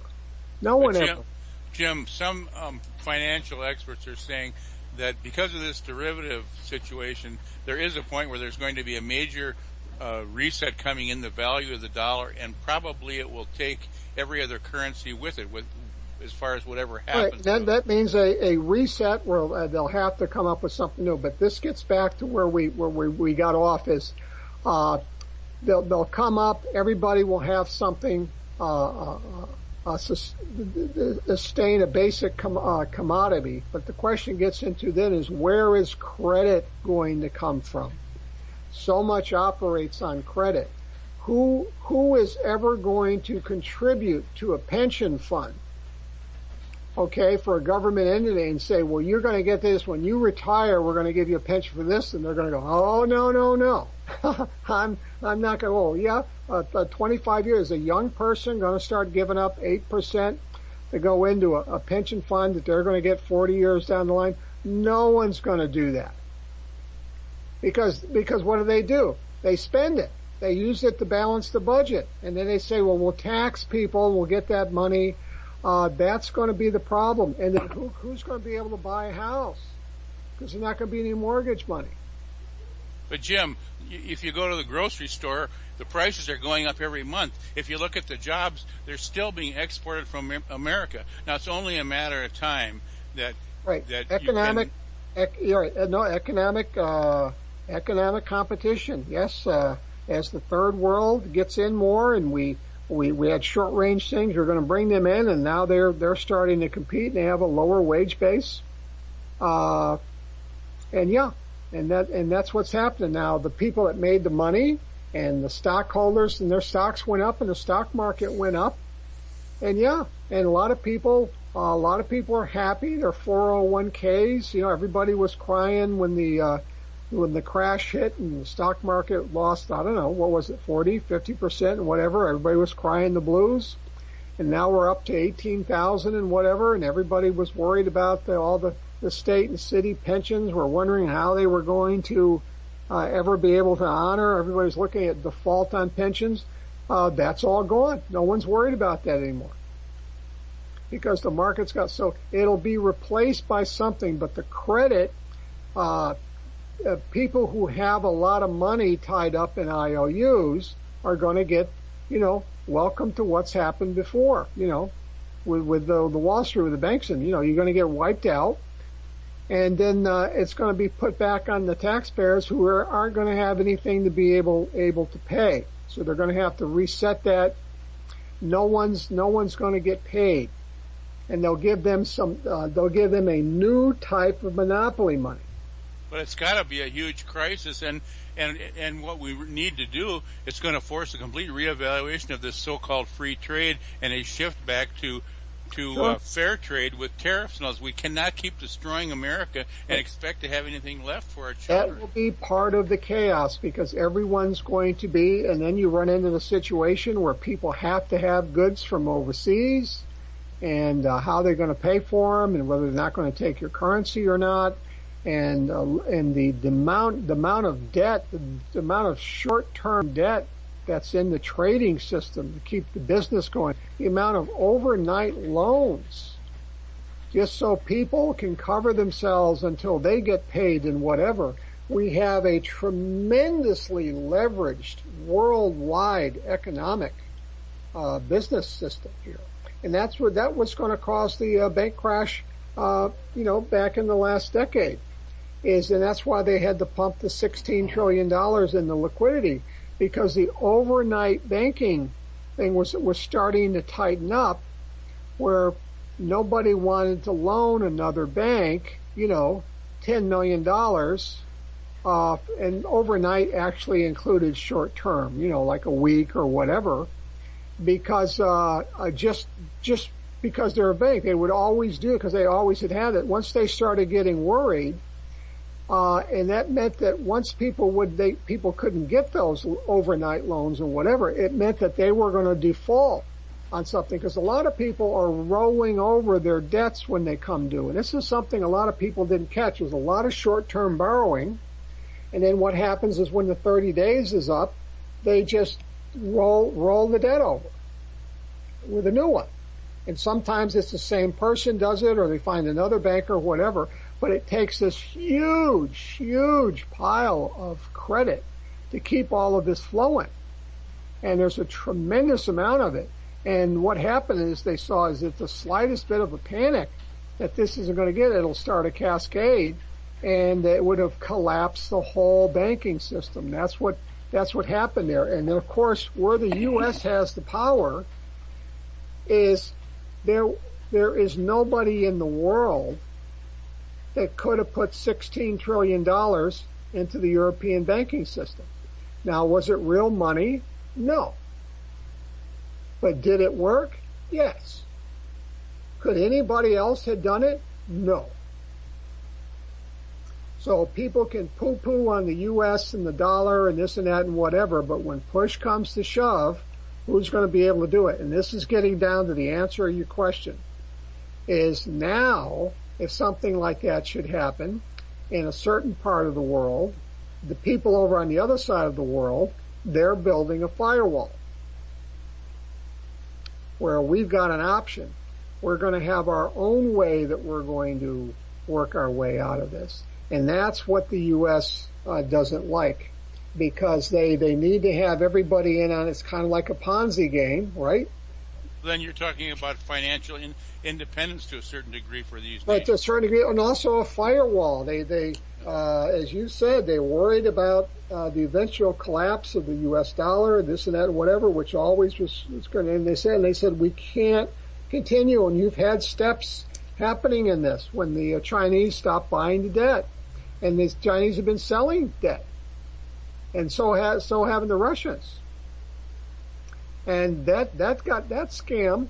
What the Chinese stopped buying, the Japanese started buying, and the Japanese were broke. They were having their 10-year flat economy.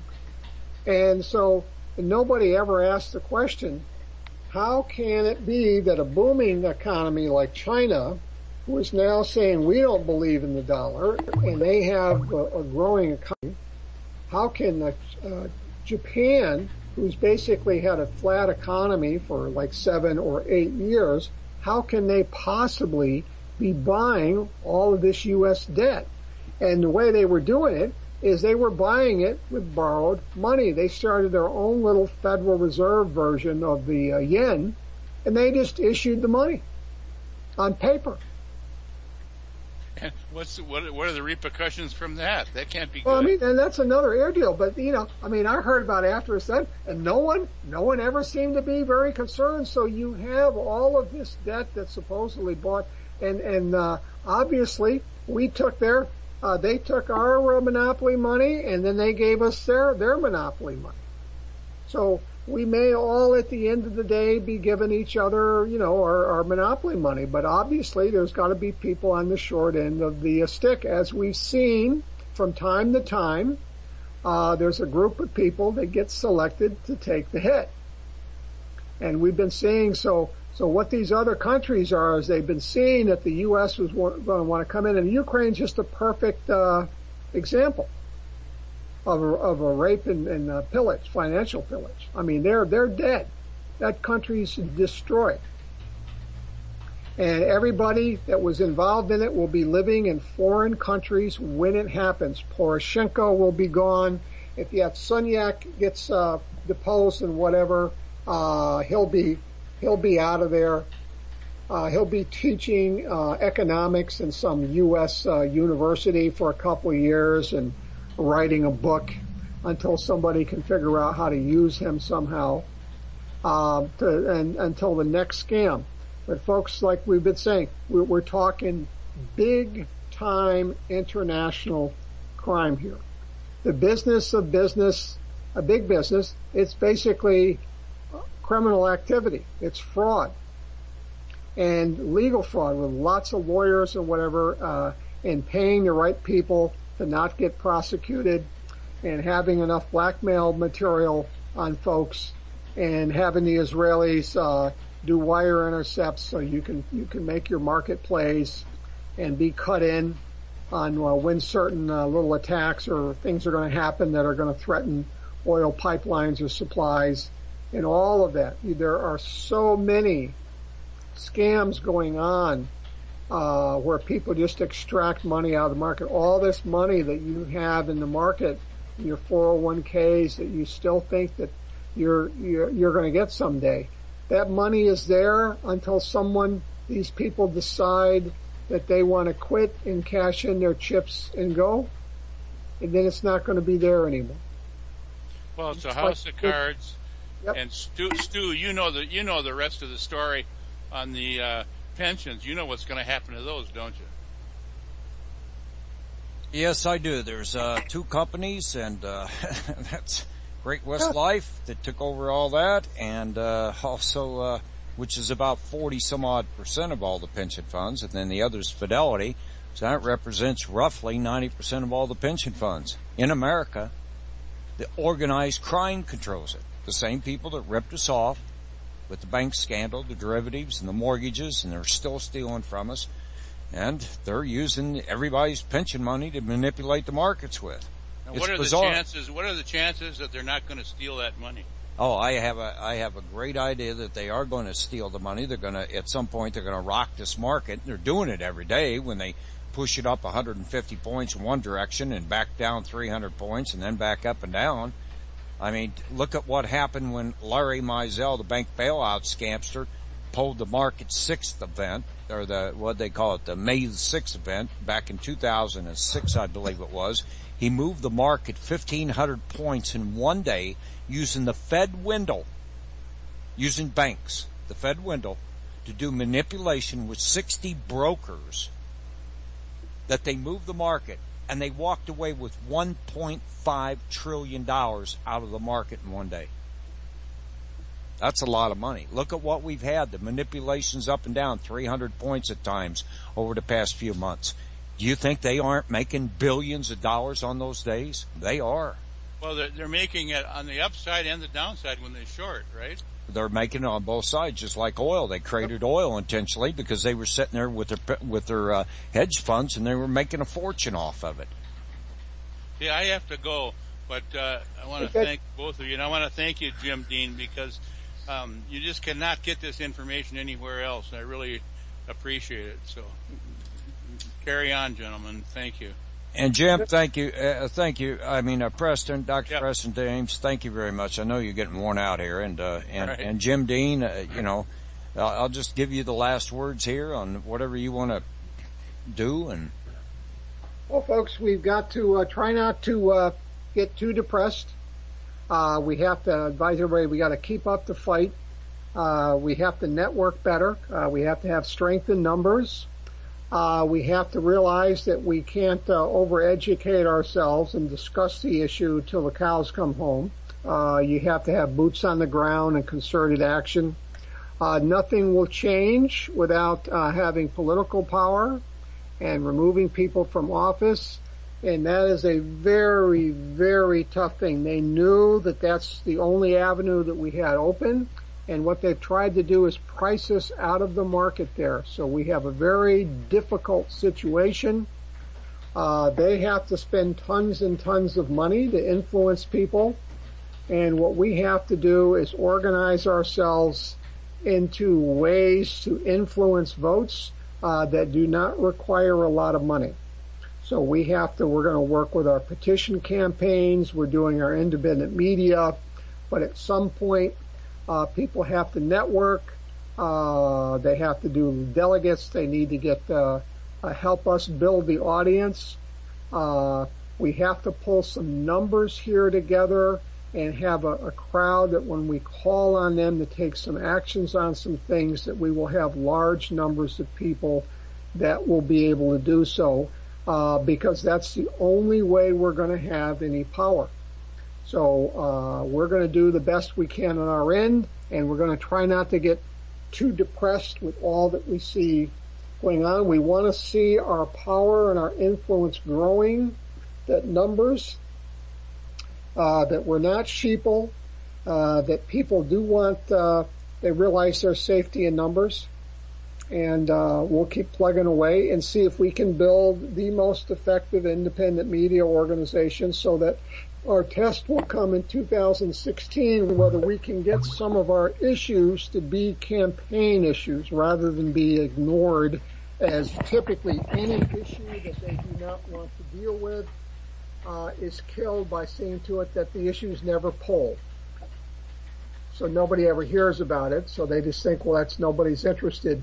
No one's ever really thought so much as to how much control you have over what people are thinking about during the election is what polls you see, what issues are polled.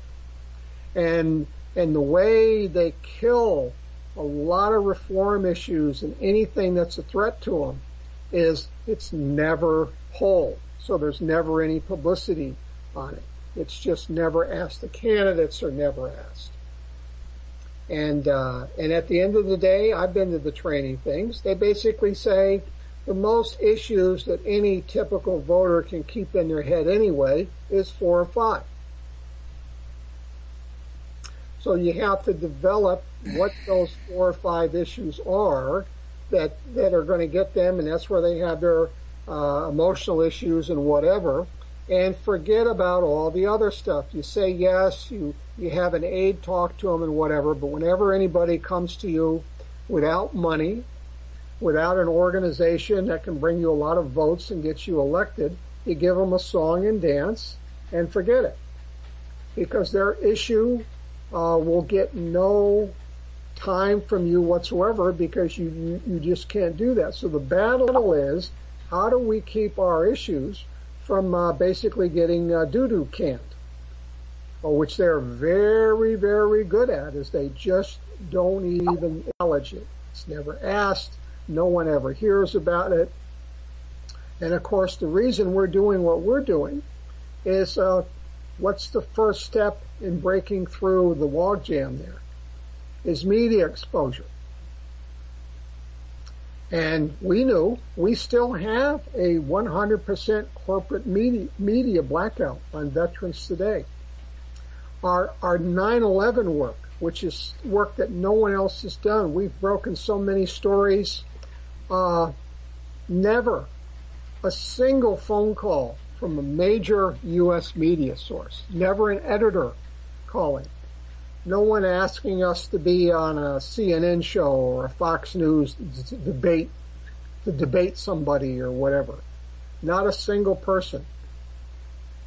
So, and why is that? They would be scared to death to have our people, because they know how capable we are of challenging what they're doing, and that, we would criticize them right on their own network, which they say, why would we be so stupid to let you do that? So they don't do it. So we saw the only road open to us was to try to create our own media opener in an area where everybody was trying to do that. So, and we've outlasted a lot, and the radio is our big hope because that's where the big future audience is. The website traffic will go from the radio, and it's the easiest way, the most efficient way for us to reach a growing audience. And then what we have to do is we have to see, we're going to be testing whether that audience is going to be realistic about what has to be done to change things. Or is this going to turn into they're watching us and they're coming here is kind of an entertainment thing. They enjoy it, they like the attitude, but when it comes to doing something, they're going to wait and see, and they're going to be watching. They want to be observers, because if everybody wants to be observers, nothing's going to happen. You're very correct about that, Jim. And, it took the fear of possibly going to war with Syria, which could have caused World War III. And, of course, I give credit to Gordon Duff on that because he actually stopped it. Him and others at VT, mainly him, he came up with those videos to prove that the Syrian government did not gas its own people, but instead it was ISIS, and which is part of Israel and all of them. They were the ones that did it. And by those videos being put out there and, to contact you, Congress, I worked, I slept 4 hours a night for a week and a half, almost 2 weeks. That's all I got. And that was the biggest. And I bombarded that everywhere, and it went nuts. And that was a very successful campaign, wasn't it? Yep. And anybody, and all the naysayers now, we can always use that. And they know that we don't have to it's not something that nobody is not aware of. It happened. It showed people they would do it. Now, and they just never seem to figure it out. Why don't we do this once a week on something? They had the power in their hands, and then it just, a week, 2 weeks. I was waiting for the announcement of the next campaign. You know how internet fundraising with the guy up in New Hampshire or whatever with the money bombs and whatever, when he started that, how quickly that became the rage, showing how people could fundraise on the internet with $5 and $10 amounts, $20 amounts, and raise millions of dollars overnight. I was thinking, hopefully, I allowed myself to cross my fingers and thinking that after Syria, people will think that this could be something just like that. That's never been done, but once it's done, everybody realizes that, we can do this just by getting up off our butt and hounding the crap out of our congressmen. And so we have to try to figure a way how to re-stimulate that power. Like, you proved that you have this power in your hands, and it didn't cost people any money. That was not a $50 million radio TV campaign. It was a grassroots campaign, but it did happen spontaneously. And because the whole idea that got that is everybody was concerned that we were going to get into another war. And it's just like Occupy. There's another example of a movement of the younger generation, I call them the kids in America, where they got, they don't have jobs. They get out of college. They don't have any future. They're stuck with these huge debts that they have to pay back. They can't bankrupt on it. They got to pay them. Their moms and dads are paying their tab. They're living in the basement or in the spare bedroom or whatever because they cannot pay that debt.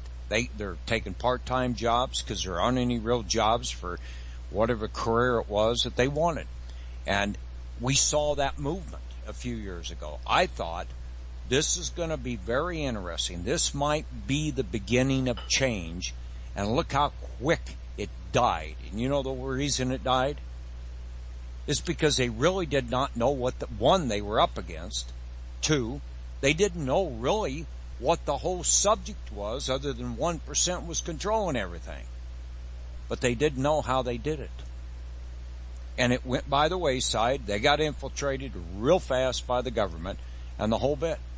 But if we could get the people out here, like you say, if we could get them just to take that button on the internet and start bombarding the Congress, the Senate, start hitting all the mainstream media in this country with the stories from BT, start interrupting them, every one of them, CNN, Fox News, all this propaganda machine that's out here that people watch.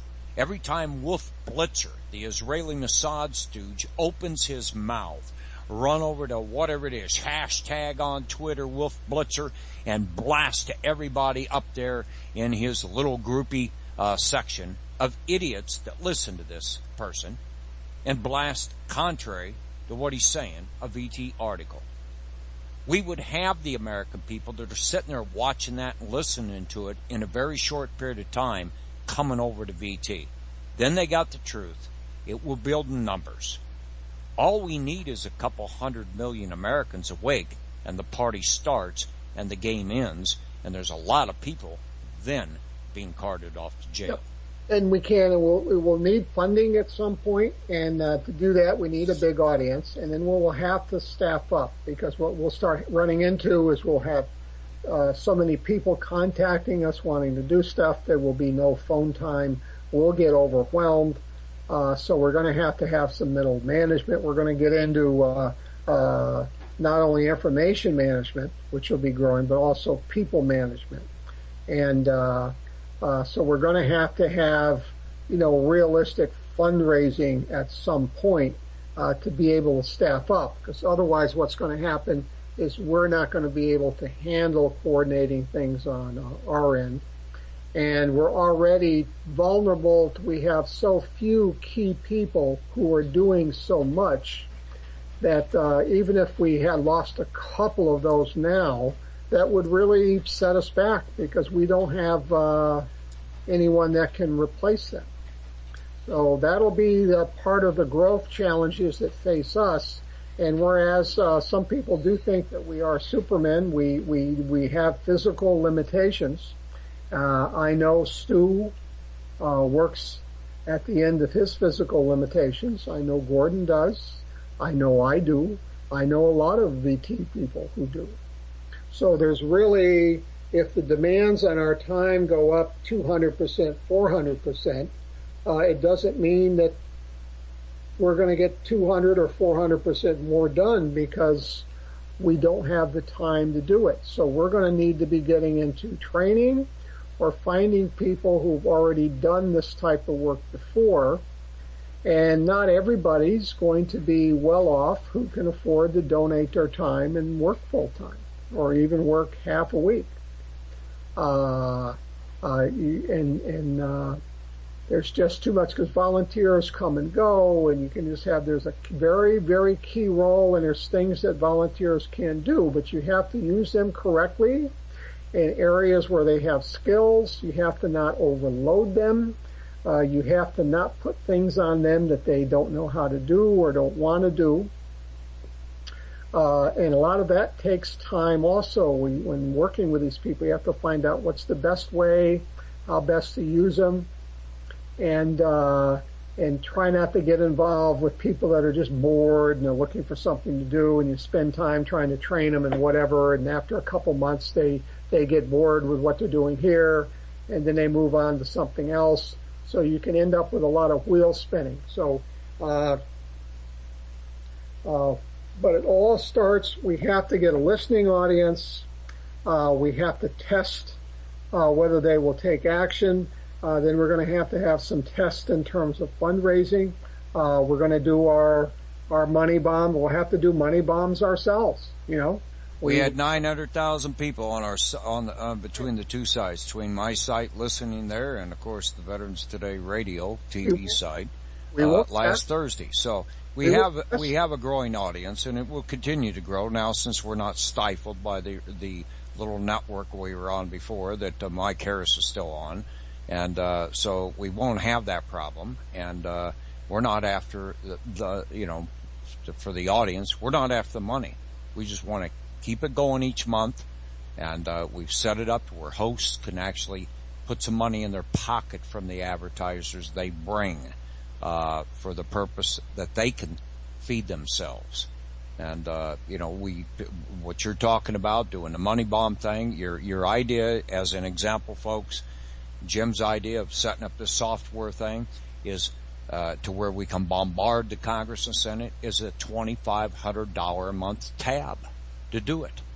And if we get enough audience and we start getting those donations, we can do these sort of things to where all you do is go in and we put something up and you punch the button and all of a sudden your congressman and senator get the phone call or the email from you with the petition, and it starts putting a stop. We've got to get organized, all of us together, get on the same page, all the listeners get together and say enough is enough. I don't want to be doing this 6 months from now, Jim. I want it to come to a halt. I want the crime syndicate behind bars. It could be done if the American people get some guts and say, I've had enough, and they all get on our side. I think we can do this because no place can anybody see the truth the way they can on Veterans Today and read the truth. And off we go. And off we go. And Jim, let's cut it. Good, sir. I know it's getting late. And I want to thank you very much, as usual, for having you on. It's always my pleasure, and we'll see you Thursday night then, correct? We'll see you Thursday night, and we'll see you. Hail, hail, the gang's all here, and we'll be there. All right. Thank you, Jim Dean, Managing Editor of Veterans Today. Have a good evening. And Gene Chip Tatum, thank you for your cooperation, support, and help tonight. And with that said, have a good one, folks. Talk to you tomorrow night.